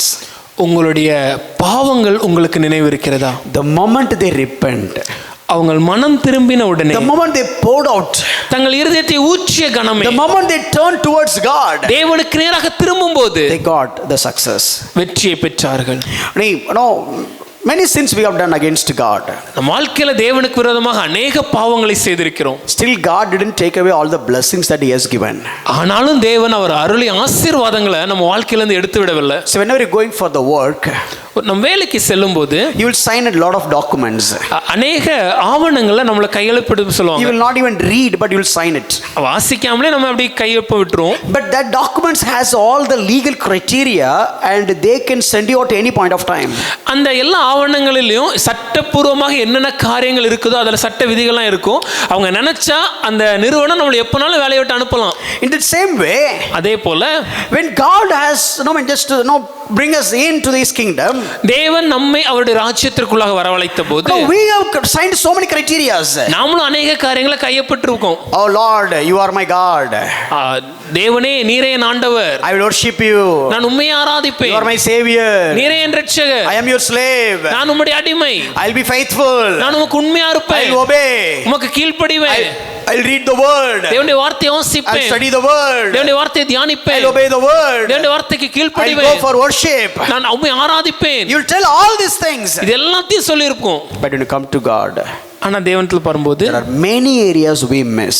அநேக காரியங்கள் நம்ம தவறுகிறோம். If God has given only what you deserve, then what will happen to us? நமக்கு எது தகுதியோ அதை மாத்திரம் ஒருவேளை தேவன் நமக்கு கொடுத்தார்னா நம்ம நிலைமை எப்படி இருக்கும்? Throughout the Bible you can see that. இந்த வேதம் முழுவதும் இதை பார்க்கலாம். Noah became drunken. நோவா அவன் குடித்து மதுபான வெறி கொண்டிருந்தான். Sin. பாவம். But God didn't change his plan. ஆனா தேவன் தம்முடைய திட்டத்தை மாற்றவில்லை. Abraham lied. ஆபிரகாம் பொய் சொன்னான். Cheated. ஏமாற்றினான். No, he called his wife as sister. தன்னுடைய மனைவியை சகோதரி என்று அழைத்தான். Became so selfish. சுயநலமாக செயல்பட்டான். God didn't change the plan. ஆனாலும் தேவன் தம்முடைய திட்டத்தை மாற்றவில்லை. Isaac lied the same thing. இதே போல ஒரு பொய்யை ஈசாக்கும் சொன்னான். God didn't change the plan. தேவன் தம்முடைய திட்டத்தை மாற்றவில்லை. And Jacob cheated his brother, cheated his uncle. யாக்கோபு தன்னுடைய சகோதரனையும் தன்னுடைய மாமன் cheated by his uncle. தன்னுடைய சகோதரனை ஏமாற்றினான். தன்னுடைய மாமாவால் ஏமாற்றப்பட்டான். But still, ஆனாலும் God didn't change the plan. தேவன் தம்முடைய திட்டத்தை மாற்றவில்லை. Judah done adultery with his daughter-in-law, but still God didn't change the plan. யூதா தன்னுடைய மருமகளோடு விபச்சாரம் செய்திருந்தான், ஆனாலும் தேவன் தன்னுடைய திட்டத்தை மாற்றவில்லை. The most humble person in the world, that is Moses, he got anger and hit the rock rather than speaking to the rock. Still God didn't change the plan. உலகத்திலே தேவனாலேயே மிகவும் தாழ்மையானவன் என்று அறியப்பட்ட மோசே கூட கோபம் அடைந்தவனாய் அந்த பாறையின் மேல் அடித்தான், ஆனாலும் தேவன் தம்முடைய திட்டத்தை மாற்றவில்லை. Samson sinned, சிம்சன் பாவம் செய்தான், but still God considered him as a giant of faith. ஆனாலும் தேவன் அவனை ஒரு விசுவாச வீரனாக தான் பாவித்தார். David sinned, தாவீது தவறினான், adultery, விபச்சாரம், murder, கொலைபாதகம், and census, கணக்கெடுப்பு, that is a sign of pride. அது ஒரு பெருமையின் ஒரு அறிகுறி. But still God will change the plan. ஆனாலும் தேவன் தம்முடைய திட்டத்தை மாற்றவில்லை. Let's come to the New Testament. புதிய ஏற்பாட்டை பாருங்க. Peter denied, பேதுரு மறுதலித்தான். Paul had a dispute with Barnabas, பவுலுக்கு பர்னபாவோடு கடும் வாக்குவாதம் உண்டாயிற்று. and look at all the women in the Matthew 1. மத்தேயு 1ஆம் அதிகாரத்தில் வாசிக்கிற எல்லா பெண்மணிகளின் வரலாற்றை பாருங்கள். Rahab, prostitute, ராகாப் ஒரு வேசி, Ruth, a Moabite woman, Ruth ஒரு மோவாபிய ஸ்திரீ, Bathsheba sinned with David, Bathsheba தாவீதோடு செய்த தவறு, and Tamar done the sin with Judah. Tamar தன்னுடைய மாமாவாகிய யூதாவோடு செய்த தவறு. But still God considered all of them. ஆனாலும் தேவன் ஒவ்வொருவரையும் நினைவு கூர்ந்தார். My dear friend, if you and me look ourselves and find out all the sins that we have done and we have been doing, you will be thankful to God because God is still gracious over you. என கண்மான நண்பர்களே, நீங்களும் நானும் நம்முடைய வாழ்க்கையில் செய்த தவறுகளை நினைத்து பார்த்து, இவ்வளவு தவறுகளை நான் செய்திருந்த போதும் என் தேவன் என்னை தள்ளிவிடாமல் என் மேல் அன்பாய் இருக்கிறாரே என்ற ஒரு எண்ணம் எனக்கு உதயமாகும் போதே எனக்கு தேவனுக்கு நன்றி சொல்கிற ஒரு இருதயம் உண்டாகும். The prodigal son will be more grateful and more thankful before he is running away from home than after he is running away home. Prodigal son will be more thankful and more grateful after he came back his home than before. அந்த கெட்ட குமாரன் திரும்பி தன் தகப்பன் வீட்டுக்கு வந்தபோது அந்த தகப்பனுக்கு மேல் அதிக நன்றி உணர்வுள்ளவனா இருப்பான் சார். அவன் போகும்போது வீட்டை விட்டு போகும்போது எப்படி நன்றி இருந்துச்சோ அதை விடவும் அதிக நன்றி அவன் திரும்பி வந்து அவங்க அப்பா ஏற்றுக்கொண்ட போது இருக்கும். I don't know how much faithful he was before he was running away his home. வீட்டை விட்டு ஓடுவதற்கு முன்பாக எவ்வளவு ஒரு உண்மை உள்ளவனா அவன் இருந்தான்னு எனக்கு தெரியல. But I know he'll be grateful and faithful to his father after he is coming back to home. ஆனால் அவன் வீட்டுக்கு திரும்பி வந்தபோது நிச்சயமாகவே தகப்பனுக்கு மேல உண்மை உள்ளவனாக நன்றியுணர்வு உள்ளவனாக இருந்திருப்பான். If you really realize all your sins, then you'll be more grateful and thankful to God. நம்முடைய எல்லா பாவங்களையும் நம்ம நினைவு கூர்ந்தானாலே நம்ம இருதயத்திலிருந்து தேவனுக்கு மேல அதிக நன்றி உணர்வு, அதிக ஒரு ஸ்தோத்திரம் செலுத்த இருதயம் உண்டாகும். Thousands of questions we are asking to God. ஆயிரக்கணக்கான கேள்விகளை நம்ம தேவனிடத்தில் கேட்கிறோம். If you allow one question to be asked from God to you, ஆனா தேவன் நம்மை பார்த்து ஒரு கேள்வியை கேட்கிறதுக்கு நம்ம இடம் கொடுத்தோம்னா, if he comes and tell you, அவர் நம்ம கிட்ட வந்து சொல்லும்போது, I am holy, நான் பரிசுத்தர், and I told you you have to be holy like me, நான் உன்னை என்னை போல பரிசுத்தனா இருக்க வேண்டும் என்று சொன்னேனே, have you met that criteria? அந்த தகுதியை நீ பூர்த்தி செய்து விட்டாயான்னு கேட்டா, what would be your answer and my answer? உங்க பதிலும் என் பதிலும் என்னவா இருக்கும்? No, let me put it in this way. இப்படி சொல்றேனே, I do have many times have the wrong thoughts. என்னுடைய மனதில் பல நேரத்தில் தவறான சிந்தனைகள் இருக்கிறது. I do have wrong attitudes. தவறான மனப்பான்மை இருக்குது. I have done wrong acts. தவறான செயல்களை செய்திருக்கிறேன். Oh, in the thoughts and attitudes and acts, I was wrong so many times. பல நேரங்களில் என்னுடைய எண்ணங்கள்ல, என்னுடைய சிந்தனையில, என்னுடைய செயல்ல, என்னுடைய மனப்பான்மையில தவறி இருக்கிறேன். I am not here to showcase myself that I am superior than all of you. No, never, not at all possible. நான் இந்த இடத்துல வந்து உங்க எல்லாரையும் பார்க்கல நான் பெரியவனாக சிறந்தவனாக காண்பிக்கிறது அது வாய்ப்பு இல்ல, அது எப்பொழுதும் பண்ணவும் முடியாது. I am failing many times. பல நேரம் நான் தோற்கிறேன். But I am wondering why God still you are giving such a great responsibility entrusting to me. ஆனா எனக்கு இருக்கக்கூடிய மிகப்பெரிய ஆச்சரியம் என்னன்னா, தேவனே இவ்வளவு மிகப்பெரிய ஊழியத்தை என்னை நம்பி எதற்கு நீர் கொடுத்தீர், இன்னமும் கொடுத்து கொண்டே இருக்கிறீர். I know my qualifications. எனக்கு என் தகுதிகள் தெரியும். I know my eligibility. என்னுடைய தகுதிகளை நான் அறிந்திருக்கிறேன். I know who really Pushparaj is. உண்மையாகவே புஷ்பராஜ் ஆகிய நான் யார் என்று எனக்கு தெரியும். Of course I know my pains, but still I know my weakness as well. என்னுடைய வலிகள் எனக்கு தெரியும், அதை விட அதிகமாக என்னுடைய தோல்விகளும் என்னுடைய பலவீனங்களையும் நான் But அறிந்திருக்கிறேன். look at God, ஆனால் தேவனை பார்க்கும்போது the way he is using me, என் தேவன் என்னை எப்படி பயன்படுத்துகிறார் என்று பார்க்கும்போது, அவர் என்னை எப்படி கற்றுக் கொடுக்கிறார் என்று the way he பார்க்கும்போது, is showing things to me, அவருடைய அற்புதங்களை எனக்கு காண்பிக்கிற வழிகளை the way பார்க்கும்போது, he is leading me, என்னை வழி நடத்துகிறதை it's பார்க்கும்போது making me to feel astonished just because of not who I am, but why he is like that. நான் யார் என்பதை குறித்து எனக்கு எந்த ஆச்சரியமும் இல்லை, ஆனா என் தேவன் இன்னமும் இப்படி அற்புதமா என்ன நடத்துறாரு நினைக்கும் போது பயங்கர ஆச்சரியமா இருக்கு. If you have such kind of humility about you, then you will automatically thank God.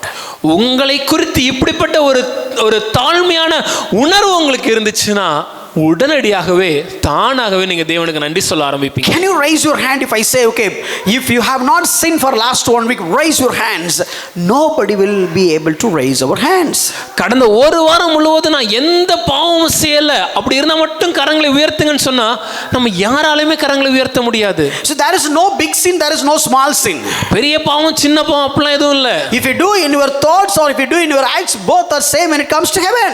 நம்முடைய சிந்தனையில செய்திருந்தாலும் சரி, செயல்ல செய்தாலும் சரி, பரலோகத்தின் பார்வையில ரெண்டுமே ஒண்ணுதான். Whether your secret thoughts or secret acts, whatever it is, it's all naked before God.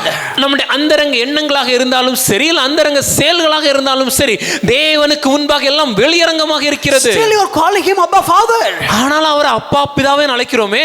Still you are taking his holy word and reading the word. அவருடைய பரிசுத்த வார்த்தையை நாம் எடுத்து தினம் வாசிக்கிறோமே. Still you are treating the holy scriptures as your own promise.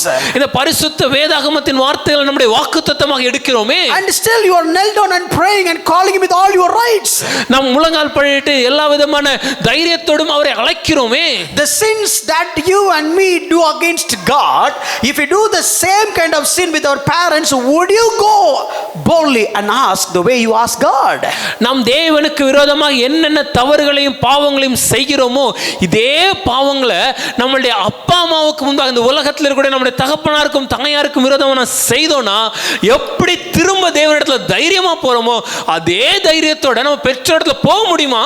See, for example, if I when it comes to my dad, ஒரு உதாரணம் சொல்லணும்னா என்னுடைய தகப்பனை பார்க்கும்போது, if I lie, he cannot forgive me. நான் பொய் சொன்னேன்னா எங்க அப்பாவால என்ன மன்னிக்கவே முடியாது. Even if I use the word I promise you, நான் ஒரு வார்த்தைக்கு அப்பா நான் சத்தியம்னு சொன்னா he'll say don't promise me, I hate that word.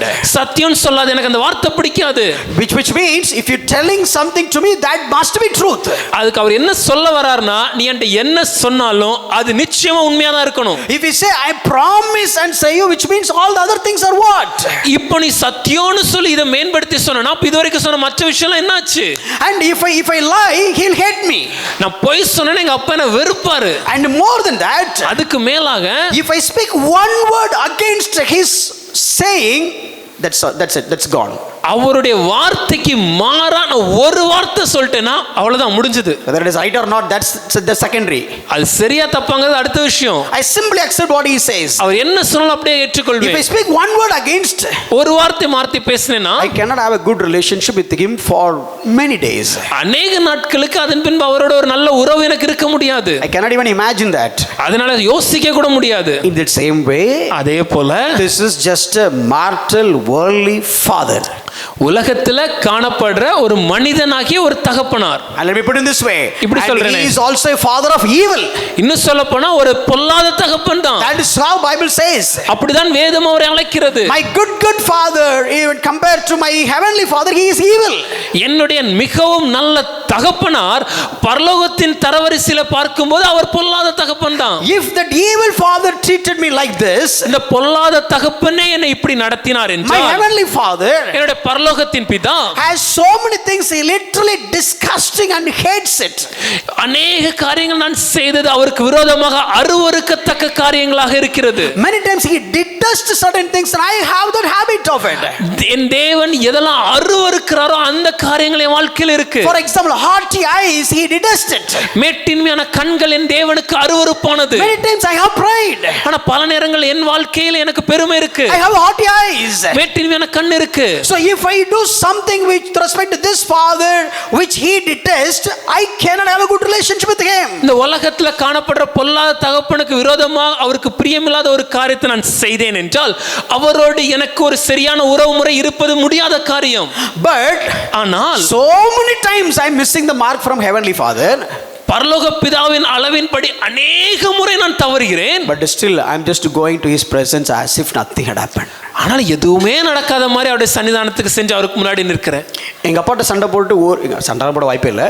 ஒரு முறை அவர் கோபத்துக்கு நான் பாத்திரனாயிட்டா வீட்டுக்கு வர்றதுக்கே ஏதோ ஒரு மாதிரி இருக்கும், பயம் இருக்கும் உள்ளுக்குள்ள. If I had gotten a dispute with my father and something has gone in between us, I'll not even have the courage to go back to home peacefully. I'll be shivering to come into the home. வீட்டுக்கு போகும்போது எனக்கு நடுங்கும். But this father is an evil father. ஆனா இந்த தகப்பன் ஒரு பொல்லாத தகப்பன். But this is a good father. ஆனால் பரமபிதா நன்மையானவர். But look at you and me. ஆனா நீங்களும் நான் எப்படி இருக்கிறோம்? How many times? எத்தனை முறை? How many times we did not disappointed him?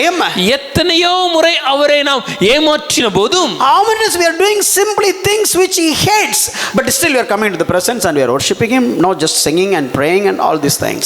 அவர் அருவருக்கிற காரியங்களை அநேக முறை நாம் செய்திருந்தாலும் எதுவுமே நடக்காத மாதிரி நாம் வருகிறோம், ஆராதிக்கிறோம், பாடல் பாடுறோம், ஜெபிக்கிறோம், இதெல்லாம் பண்றோமே. ஒரு நாள் கூட எனக்கு கழுத்தை பிடிச்சு ஒரு வெளியே தள்ளல. My God did not send me out even once. ஒரு நாள் கூட ரெஸ்பாண்ட் பண்ணாம இல்ல. My God did not stop responding to me even once. There are many days I feel like God will not help me, but I could feel the strong and the mighty hand of God at that point of time. பல நேரம் நான் நினைச்சிருக்கேன் இந்த நேரத்தில் தேவன் எனக்கு உதவி செய்ய மாட்டார் நான் நினைத்தாலும் அந்த தருணத்திலே தேவனுடைய அதிசயமான அற்புதமான பலமான கரம் என்னை தாங்கினதை நடத்தினதை எனக்கு உணர முடியும். My dear friend, எனக்கு அன்பானவர்களே, if you remember your sins, automatically you will have a thankful heart. உங்க பாவங்கள் உங்கள் நினைவில் இருந்துச்சுன்னா அதை நீங்கள் நினைவு கூர்ந்தீங்கனாலே தானாகவே தேவனுக்கு நன்றி சொல்ல ஆரம்பிப்பீங்க. And the third one is, do you remember your sorrows? மூன்றாவதாக உங்களுடைய கவலைகளை நீங்கள் நினைவில் வைத்திருக்கிறீர்களா? The greatest ever sorrow is living a life without the presence of God. நம் வாழ்க்கையிலே மிகப்பெரிய கவலை என்ன தெரியுமாயா? தேவனுடைய சமூகம் இல்லை, தேவனுடைய பிரசனை இல்லாத ஒரு வாழ்க்கை. No, you will not, nobody can dare enough to live this life without the help and the presence of God. தேவனுடைய உதவியும் தேவனுடைய பிரசனமும் இல்லாம இந்த உலகத்துல ஒரு மனுஷனாலே வாழ முடியாது. Let's come back to that incident. அதே வேத பகுதியை பாருங்களேன். They lost the Ark of Covenant, Ark of God. உடன்படிக்கை பெட்டி அவங்க இழந்து விட்டார்கள். But still 20 years they survived. ஆனா 20 வருஷம் வாழ்ந்தாங்க. Lamenting, that's all there. புலம்புனாங்க, இருந்துச்செல்லாம் உண்மைதான். But still 20 years, how dare you live? ஆனா 20 வருஷம் தேவனுடைய பிரசன்னம் இல்லாம எப்படி அவங்களால வாழ முடியுது? Because that is the greatest problem. No, if you don't have the presence of God. தேவனுடைய பிரசன்னம் நம்ம இடத்துல இல்லனா அதுதான் எனக்கு இருக்கக்கூடிய மிகப்பெரிய கவலை. God in flesh, that is Jesus Christ. தேவன் மனு உருவானார், அது இயேசுவானவர். Always in a communion with the Father. எப்பொழுதும் பிதாவோடு ஒரு ஐக்கியத்தில் இருக்கிறவர். Speaking what he wanted to speak. அவர் என்ன பேசுகிறாரோ அதே இவர் பேசுவார். Doing the will what he wants to do.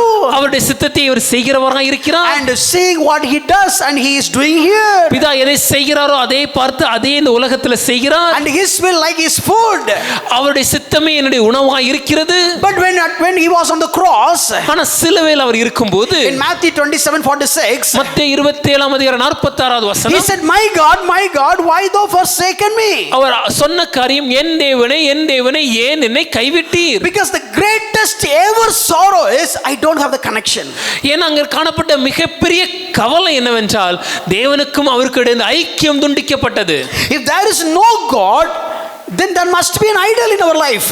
ஒருவேளை நம்ம வாழ்க்கையில தேவன் இல்லனா நிச்சயமாகவே அந்த இடத்துல ஒரு விக்கிரகம் இருக்குங்க. யோசிச்சு பாருங்க, எத்தனையோ முறை we don't really seek God but still we live. Many times just imagine this, நாம தேவனை தேடாம அப்படியே வாழ்ந்து கொண்டிருக்கிறோம்.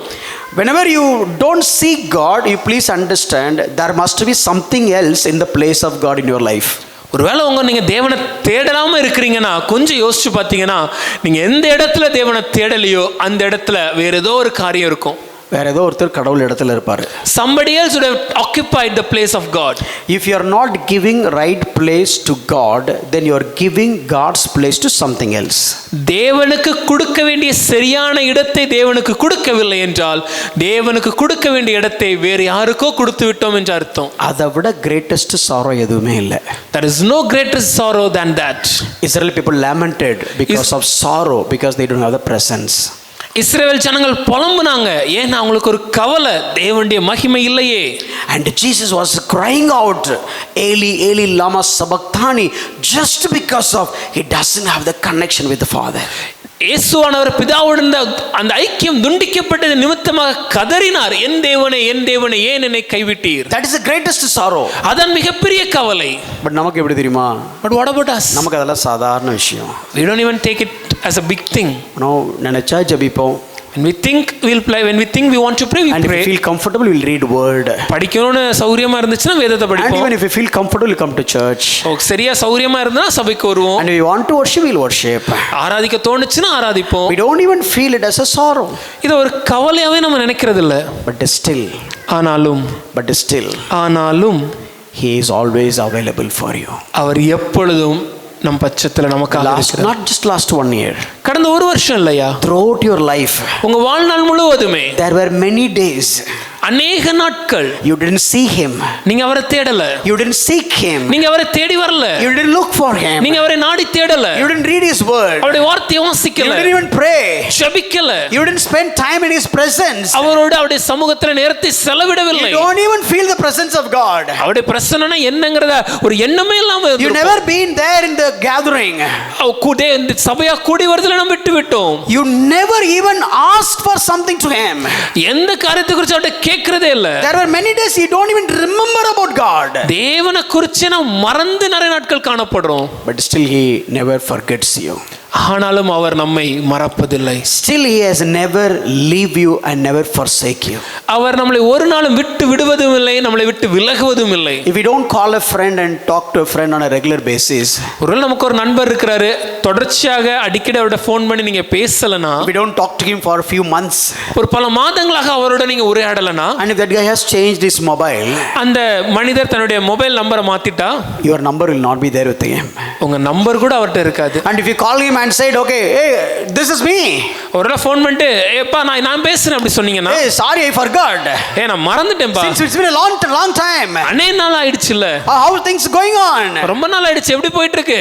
but if you do the same thing with God, இதே விஷயத்தை தேவனிடத்துல பண்ணோம், he will always have your number. இதே விஷயத்தை நம்ம தேவனிடத்துல பண்ணினோம்னா தேவனுக்கு எப்பொழுதுமே நம்ம நம்பர் அவர் கரத்துல இருக்கும். Your name is always in his diary. உங்க பெயர் எப்பொழுதும் அவருடைய குறிப்பேட்டில் இருக்கும். He is always available for you. அவர் எப்பொழுதும் உங்களுக்காகவே காணப்படுகிறார். Even though you are not available for him, but he is always available for you.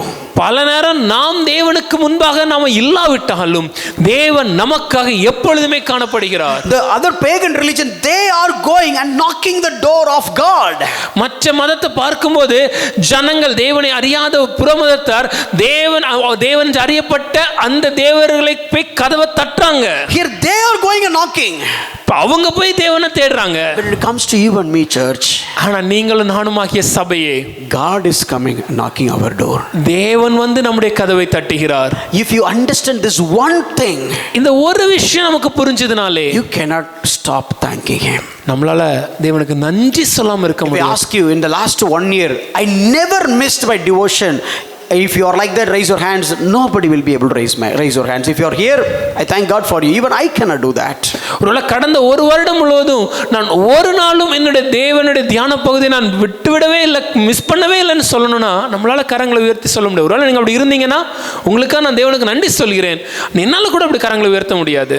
But still, ஆனாலும் if somebody goes to heaven, யாராவது ஒருத்தர் பரலோகத்துக்கு சென்று தேவனிடத்துல, God, did you forget Pushparaj for one day? ஒரு நாளாவது நீங்க புஷ்பராஜாவை மறந்தீங்களா? Or did you forget Sylvan for an hour? இல்ல ஒரு மணி நேரமாவது சில்வனை நீங்க மறந்தீங்களா? Or can you show me, in your list, one person you didn't look into it? இல்ல உங்களுடைய லிஸ்ட்ல யாரோ ஒரு நபரையாவது நீங்க மிஸ் பண்ணிட்டு காமிக்க முடியுமா? Omnipotent God, but still he cannot do that. சர்வவல்ல தேவன் அவர், ஆனாலும் அவர் அதை செய்ய மாட்டார். If you remember that, அது நமக்கு ஞாபகம் வந்தாலே, you know that, அது நமக்கு தெரிந்தாலே you cannot stop thanking him. தேவனுக்கு நன்றி சொல்லாம இருக்க முடியாது. And the last one, கடைசியாக look at the covenant. அந்த உடன்படிக்கையை நினைவு They கூறுங்கள். remember the covenant. அந்த உடன்படிக்கையை நினைவு That கூர்ந்தார்கள். is why, when they just know the huge covenant of Israelite people is, our God is, hear O Israel, our God is one. இஸ்ரவேலை கேள், நம் தேவன் ஒருவரே தேவன் என்பது இஸ்ரவேல் ஜனங்களுக்கு உண்டான மிகப்பெரிய உடன்படிக்கை. That is the core covenant. அதுதான் அவருடைய மிக முக்கியமான They உடன்படிக்கை. missed that covenant. அந்த உடன்படிக்கை அவங்க They தொலைச்சாங்க. have God as well as all the pagan gods. தேவனையும் வச்சிருந்தாங்க, விக்கிரகங்களையும் உங்களுக்கு தேவனா Now they வச்சிருந்தாங்க. remember the covenant. மறுபடியும் இப்ப உடன்படிக்கை நினைவு In கூர்றாங்க. 1 Samuel chapter 7, Samuel was asking, guys, please remove all the foreign gods and come back to the covenant. 1 Samuel 7ஆம் அதிகாரத்துல சாமுவேல் சொல்லும்போது, அந்நிய தேவர்களையும் அஸ்திரத்தையும் உங்களை விட்டு விலக்கி தேவனுக்கு நேராக திரும்புங்கள் Come என்கிறார். back to that one God. இந்த ஒரே தேவனுக்கு நேராக திரும்புங்கள். And what is your covenant, my covenant? இன்னைக்கு உங்க உடன்படிக்கை என் உடன்படிக்கை என்ன? Who is Jesus to you? இயேசு உங்களுக்கு யார்? Who is Jesus to you? இயேசு உங்களுக்கு யார்? Jesus is your Lord and Savior. இயேசுவே உங்கள் ஆண்டவரும் உங்கள் இரட்சகருமாய் இருக்கிறார். Is Jesus your Lord? அவர் உங்க ஆண்டவரா இருக்கிறாரா? Is Jesus your boss? அவர் உங்க எஜமானா இருக்கிறாரா? Do you respect Jesus as your boss at your workplace at least? உங்களுடைய வேலை பார்க்குற இடத்துலயாவது நீங்க உங்க எஜமானாக தேவனை வச்சிருக்கீங்களா? No, what I'm saying is, how did you treat your boss in your work life? Would you give the same respect to Jesus when it comes to he is the boss in your life? மன்னிக்கவும், உங்க வேலை பார்க்குற இடத்துல உங்க மேல் அதிகாரியை நீங்க எப்படி எஜமானாக பாவித்து அவர் கீழே செயல்படுறீங்களோ, இதே போல உங்க வாழ்க்கையில இந்த ஆண்டவர் உங்களுக்கு எஜமானாக இருக்கிறாராங்க. Simple. If your boss is calling, உங்க மேல் அதிகாரி உங்களுக்கு கூப்பிட்டா, if you miss the call, அந்த கால் நம்பரை நீங்க மிஸ் பண்ணிட்டீங்கன்னா, you call him back. திரும்ப அவரை கூப்பிட்டு பேசுவீங்க. Would you do that with Jesus? இதை நம்ம ஏசப்பட்ட செய்றோமா? If your boss is sending a message, உங்க அதிகாரி ஒரு செய்தி அனுப்புனா, you read it immediately and respond it immediately. உடனே அந்த குறுஞ்செய்தியை வாசிக்கிறோம், அதுக்கு பதில் அனுப்புறோம். But here Jesus is giving message every week. ஆனா இங்க இயேசுவானவர் ஒவ்வொரு வாரமும் நமக்கு செய்தி கொடுக்கிறார். Every day. ஒவ்வொரு நாளும் நம்மோட பேசுகிறார். How many times you responded back? ஆனா எத்தனை முறை அவருக்கு நம்ம கீழ்ப்படிஞ்சோம்? How many times you responded back to Jesus? எத்தனை முறை அவருக்கு திரும்ப கீழ்ப்படிறோம்? If we go back and ask Jesus, show me my records, how many times I was responsive to the word that I heard? ஒருவேளை தேவனிடத்துல போய், தேவனே என்னோட report கார்டை காமிங்களேன், ப்ராக்ரஸ் ரிப்போர்ட்ல எத்தனை முறை நீங்க கொடுத்த இந்த வார்த்தைக்கு நான் கீழ்ப்படிந்திருக்கிறேங்கிற ஒரு ரிப்போர்ட்டை நீங்க காண்பீங்கன்னு சொன்னா, If you have an appraisal discussion with your manager, ஒருவேளை நம்ம அதிகாரியோடு ஒரு பதவி உயர்வு குறித்து அப்ரைசல் டிஸ்கஷன் இருந்துச்சுன்னா, you have the data. நம்ம கிட்ட கரத்துல ஒரு டேட்டா And இருக்கும். he is also having the data. அவர் கரத்துல தகவல் And இருக்கும். you're validating both of it. இந்த தகவலை நீங்க சரியான சோதிச்சு பார்ப்பீங்க. And finally you got the rating not based on your data but based on his data. கடைசியா உங்களுக்கு கொடுக்கப்படுகிற ரேட்டிங் நீங்க கொடுக்கிற தகவல் பொறுத்தல்ல, அவர் என்ன தகவல்களை வைத்திருக்கிறாரோ அந்த இன்ஃபர்மேஷனை பொறுத்து. Can we do such kind of discussion with God? இப்படிப்பட்ட ஒரு சம்பாஷணைய தேவனோட பண்ற அளவுக்கு தைரியம் இருக்கா? God, you come with your records. தேவனே உங்க தகவலை நீங்க கொண்டு வாங்க. Hebrews chapter 6 verse 10, he is not unjust not to remember all the things that you do. எபிரேயர் 6:10 சொல்லும்போது அவர் பட்சபாதம் உள்ளார் அல்லவே, நாம் செய்தவைகளை அவர் மறக்காமல் இருக்கிறார். And God, you bring your record. தேவனே உங்க ரெக்கார்ட்ஸ் நீங்க கொண்டு வாங்க. I'll bring my record. என்னுடைய கணக்கை நான் கொண்டு வரேன். Let's sit and just keep in the covenant in the middle and deal with respect to the covenant. இந்த உடன்படிக்கையை நம் மத்தியில வைத்து இந்த உடன்படிக்கையின் பொறுத்து இந்த கணக்கை சரி பார்ப்போமே. Would you able to do that? அதை பண்ண முடியுமா நம்மளால? If God wants to do that with you and me, we are gone. ஒருவேளை இதை தேவன் நம்மள்ட்ட செய்யணும்னு நினைச்சார்னாலே நம்ம காலி ஆயிரும். If you remember that, you cannot stop thanking him. இதை நினைவு கூறும்போதே நம்மளால நன்றி சொல்லாமல் இருக்க முடியாது. So just quick recap. விரைவாக நான் ரீகேப் சொல்ல The first விரும்புகிறேன். one is, முதலாவதாக remember your defeats. உங்கள் தோல்விகளை நினைவு கூறுங்கள். All the blessings that you enjoy right now, you need to remember. If you will validate only when you remember your defeats. இன்னைக்கு ஒரு அநேக ஆசீர்வாதங்களை நாம் அனுபவிக்கலாம். ஆனால் இந்த ஆசீர்வாதங்கள்லாம் நம்முடைய ஆசீர்வாதங்களா நம்ம எப்போ கருதுவோம்னா நம்ம வாழ்க்கையில் நம்ம சந்திச்ச தோல்விகள் நம்ம மனதில் நினைவில் இருக்கும்போது. Remember all your defeats. தோல்விகளை நினைவு கூறுங்கள். And thank God for the present success. தேவன் இன்று நமக்கு அருள் இருக்கிற வெற்றிகளுக்காக அவருக்கு நன்றி சொல்லுங்கள். And remember all your sins. இரண்டாவதாக உங்கள் பாவங்களை நினைவு கூறுங்கள். What sins you didn't do? ஐயா எந்த பாவம் நம்ம செய்யாம இருந்தோம்? What sins you didn't do? எந்த பாவம் நம்ம செய்யல? Just pull out your thoughts. உங்களுடைய எண்ணங்களை மாத்திரம் வெளியே எடுக்க Pull முடிஞ்சா? out your attitudes. உங்களுடைய மனப்பான்மை மட்டும் சோதிச்சு பார்த்து. Pull out your acts. உங்களுடைய செயல்களை நீங்க சோதித்து பார்த்தீங்கன்னா in the light of the holiness of God. தேவனுடைய பரிசுத்தம் என்ற வெளிச்சத்தின் வாயிலாக அதை பார்க்கும்போது Maybe if you see your mistakes in the light of IPC, that's not maybe that is not a big problem. ஒருவேளை இந்திய அரசியலமைப்பு சட்டம், இந்திய அரசியலமைப்பு சட்டத்தின்படி நாம கொடுக்கப்படுகிற தண்டனைக்கு ஏற்றவாறு இந்த பாவங்களை பார்த்தோம்னா இந்த பாவங்களுக்கு ஒன்றும் பிரச்சனை இல்லை, குற்றங்கள் ஓகேன்றாங்க. They say you are teetotaler. இல்லப்பா நீ நல்ல பையன் தான். But if you take all your thoughts and acts and attitudes under the light of the holiness of God, where you will keep your face. ஆனால் உங்களுடைய எல்லா பாவங்களையும் தேவனுடைய பரிசுத்தத்திற்கு முன்பாக நீங்கள் எடுத்துக்கொண்டு வந்து அவருடைய பரிசுத்தத்திற்கு முன்பாக வைத்து கணக்கு பார்த்தோம்னா நம்ம முகத்தை எங்க வச்சுக்க முடியும்? Where you will keep your face, where I will keep my face. உங்களால உங்க முகத்தை எங்க வச்சுக்க முடியும்? இல்ல என்னால தான் என் முகத்தை எங்க வச்சுக்க முடியும்? But still he loves you and me. ஆனாலும் அவர் உங்களை நேசிக்கிறார். He didn't take whatever he has given. அவர் கொடுத்தவற்றை அவர் திரும்ப எடுக்கிறதில்ல. If you remember that, அது நமக்கு நினைவில் இருந்ததுன்னா you will keep thanking him. அவருக்கு நாம் நன்றி சொல்லிக் கொண்டே இருப்போம். Third one is sorrows. அதற்கடுத்து தேவன் நம் வாழ்க்கையில் காணப்பட்ட கவலைகள். What is the greatest sorrow? மிகப்பெரிய கவலை எது? Moving away from God is the greatest ever sorrow. தேவனை விட்டு பிரிந்து செல்வதே மிகப்பெரிய கவலை. How many times for us it's like norms. எத்தனை முறை நாம இதை ரொம்ப சாதாரணமா செஞ்சிரோம். If I ask you, okay, how many days you didn't read the Bible in the last 1 year?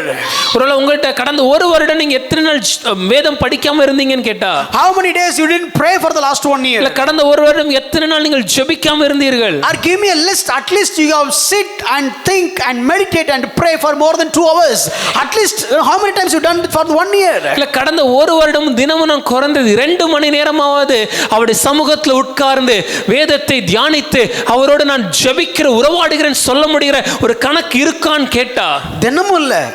Tell me how many instances you were with God and spending at least 3 hours with him. இல்ல எத்தனை முறை ஒரு சும்மா ஒரு கணக்கு number சொல்ல முடியுமா? நான் தினம் ஒரு 3 மணி நேரம் நான் தேவனோட செலவிடுறேன்னு சொல்லி எத்தனை முறை கடந்த ஒரு வருடத்துல செலவிட்டோம்? But he is always 24/7 watching over you. ஆனால் அவர் 24 மணி நேரமும் 7 நாட்களும் ஒரு வாரத்துல நம்ம எல்லாம் கண்ணோக்கமா இருக்கிறார். நமக்கு எப்படிப்பட்ட கடவுள் வேணும் தெரியுமா? Do you know what kind of a God we want? அவர் எப்போது என்ன பார்த்துட்டே இருக்கணும். He has to look into me at all times. அவர் எப்போது என்ன பாதுகாத்துட்டே இருக்கணும். He has to protect me at all times. அவர் ஒழுங்கா எப்போது இருக்கணும். He has to be at his feet at all times. But நான் எப்படி நாள் இருப்பேன். But I'll be as I want. Even though we do have such attitude, still he is doing his job appropriately and accurately. இப்படிப்பட்ட ஒரு வாழ்க்கையை நாம வாழ்ந்தா போதும் கூட என் தேவன் அவர் செய்ய வேண்டிய வேலையை சரியாக செய்து கொண்டே இருக்கிறார். And remember the covenant.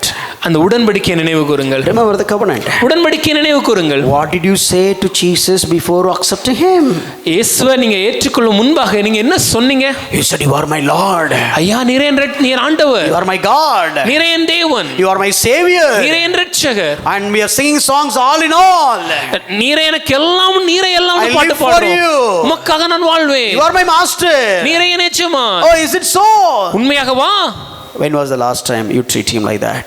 கடைசியா எப்போ இப்படி அவரை வாழ்க்கையில வச்சிருந்தோம்? And finally I said one point and close. கடைசியா ஒரு காரியத்தை சொல்லி முடிக்க போறேன். In that same passage, அதே பகுதியில when you look at now Ebenezer, Ebenezer என்ற வார்த்தையை பார்க்கும்போது the statement shows in this way. அந்த வாக்கியம் இப்படியாக வருகிறது. Ebenezer, hitherto the Lord hath helped us. Ebenezer இதுவரை நம்மை உதவி வந்த ஆண்டவர். So you need to look at 3 phrases in this. அதுல 3 காரியத்தை நாம் பார்க்க வேண்டும். First, முதலாவதாக look at the God who has helped you.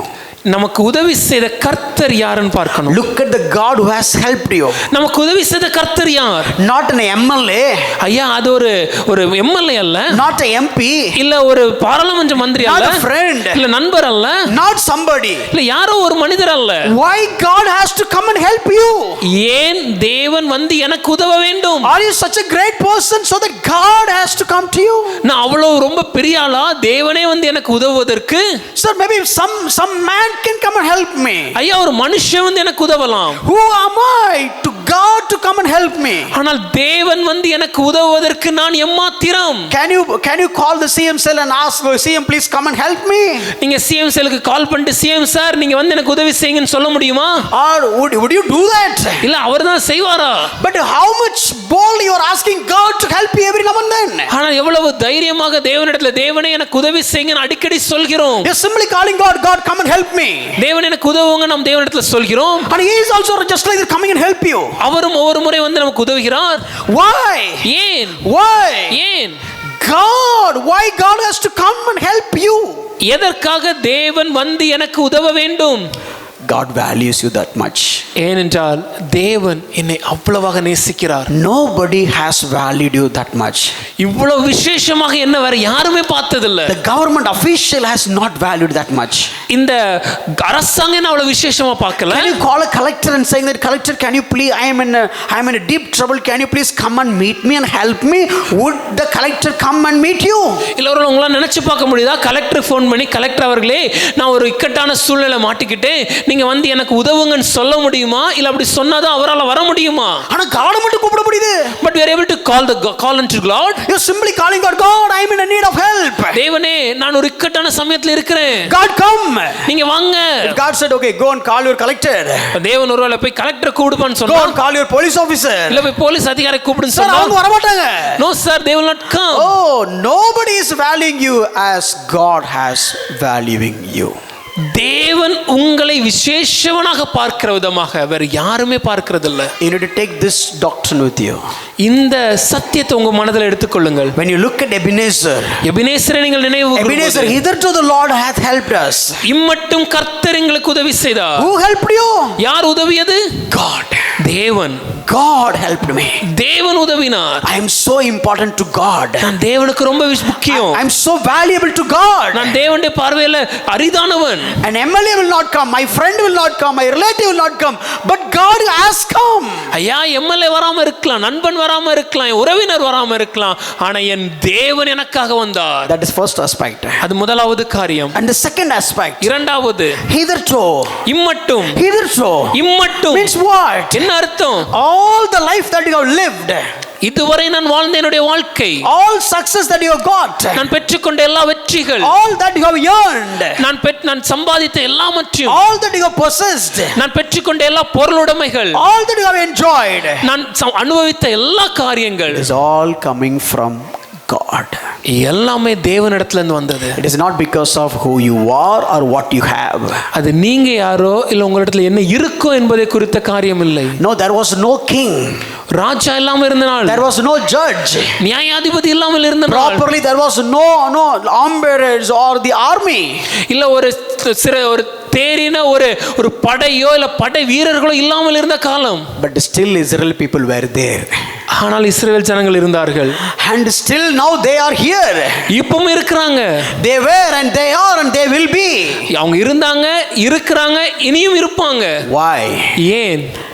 The one who has led us thus far is God.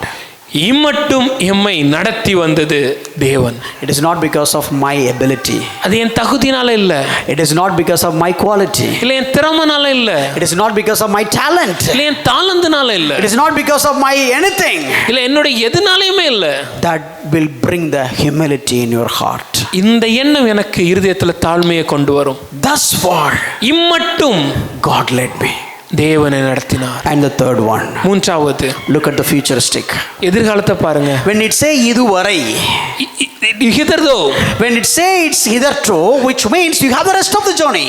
இம்மட்டும் சொல்லுவதற்கு அர்த்தம் என்னன்னா இதுக்கு மேலேயும் ஒரு பிரயாணம் இருக்கு. இம்மட்டும் அப்படினாலே இன்னும் இருக்குன்னு அர்த்தம். When it say here unto, that means there is something more that's going to come. So still you have a journey. இன்னும் ஒரு பயணம் இருக்கு. Still you have fight. இன்னும் சண்டை இருக்குது. Still you have a long way to go.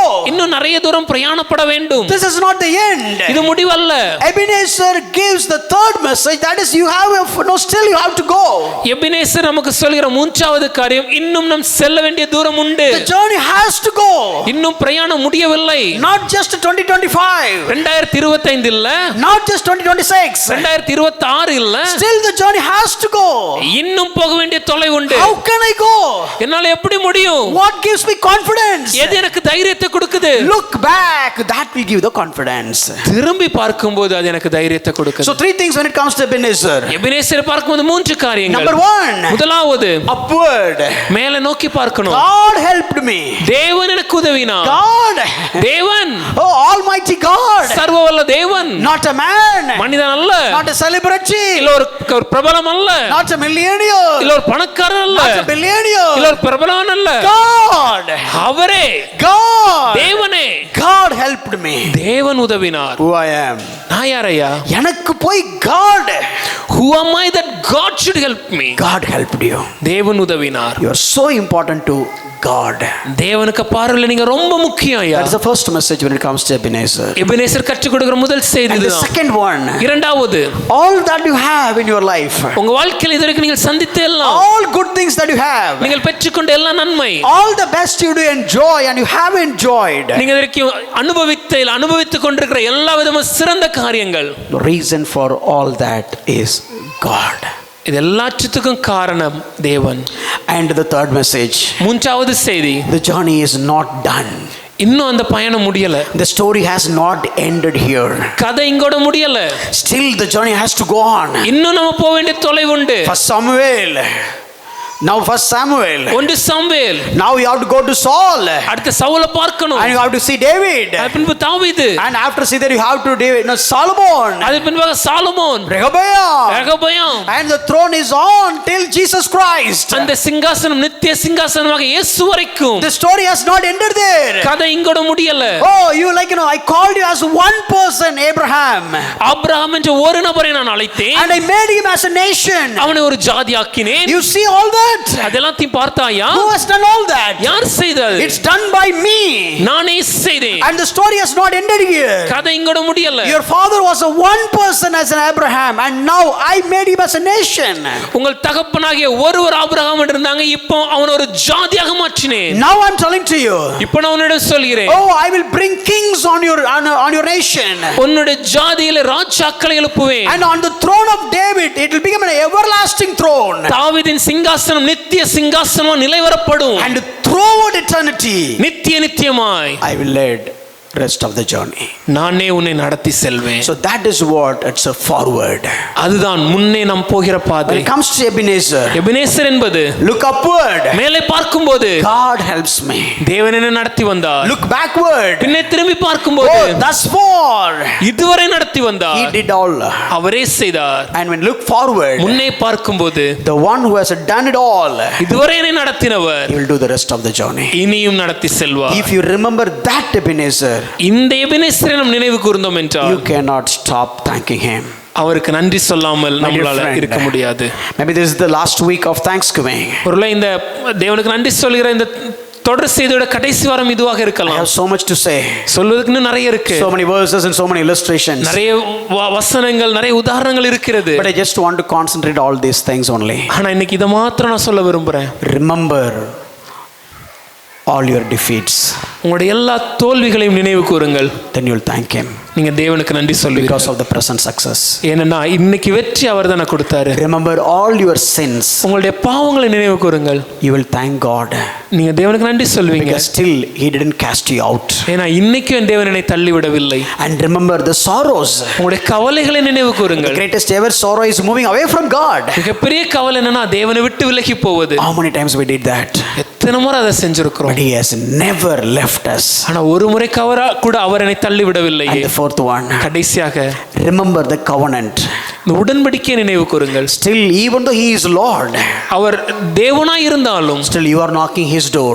நாம போய் அவர் கதவை தட்டும்போது Still he is knocking your door. நாம போய் அவர் கதவை தட்டல, அவர் என் கதவை தட்டுறாரு. Such a great Lord. அவ்வளவு அன்பான தேவன். Are we treating him as a Lord? அவரை ஆண்டவரா பார்க்கிறேனா? And when it comes to Ebenezer, Ebenezer என்றால் look upward. மேலே பார்க்கும்போது Who came to help you? யார் எனக்கு உதவி செய்ய வந்தது? Not a big man. ஒரு பெரிய மனுஷன் இல்ல. Only one God. He came and helped you. ஒரே தேவனானவர் எனக்கு இறங்கி வந்தார் And look உதவுவதற்காக. backward. பின்ன திரும்பி பார்க்கும்போது Oh, in Genesis 12 you were like one man. ஆதியாகமம் 12வது இடத்துல ஒரு மனிதன். And Genesis 15 you got the covenant. ஆதியாகமம் 15ஆம் இடத்துல உடன்படிக்கையை பெற்றுக்கொண்டு. And Genesis 22 you got the child. ஆதியாகமம் 22வது இடத்துல அந்த குழந்தையோட வாழ்க்கையை பெற்றுக்கொண்டு. But now ஆனா இப்பொழுது you became a nation. ஒரு ஜாதியாக 12 மாறிவிட்டார். tribes. 12 கோத்திரங்கள். Who led thus far? இதுவரை நடத்தியது யார்? Me. தேவன். God led me thus far. தேவனே இதுவரை என்னை நடத்தி வந்தார். That makes me to humiliate myself. அது எனக்கு அதிக தாழ்மையை கொடுக்குது. That just humble myself. எனக்கு தாழ்மையை கற்றுக் கொடுக்குது. And look forward. முன்னாடி பார்க்கும்போது Oh, I look back. பின்னாடி பார்க்கிறேன். It's not because of me. அது நான் அல்ல. The one who is behind me. எனக்கு பின்னாடி He இருப்பவர் will take me the forward. என்னை முன்னாடி நடத்தி செல்வார். I'm just trying to move forward, not because of who I am. நான் யாருங்கிற தைரியத்துல நான் முன்னாடி போலையா.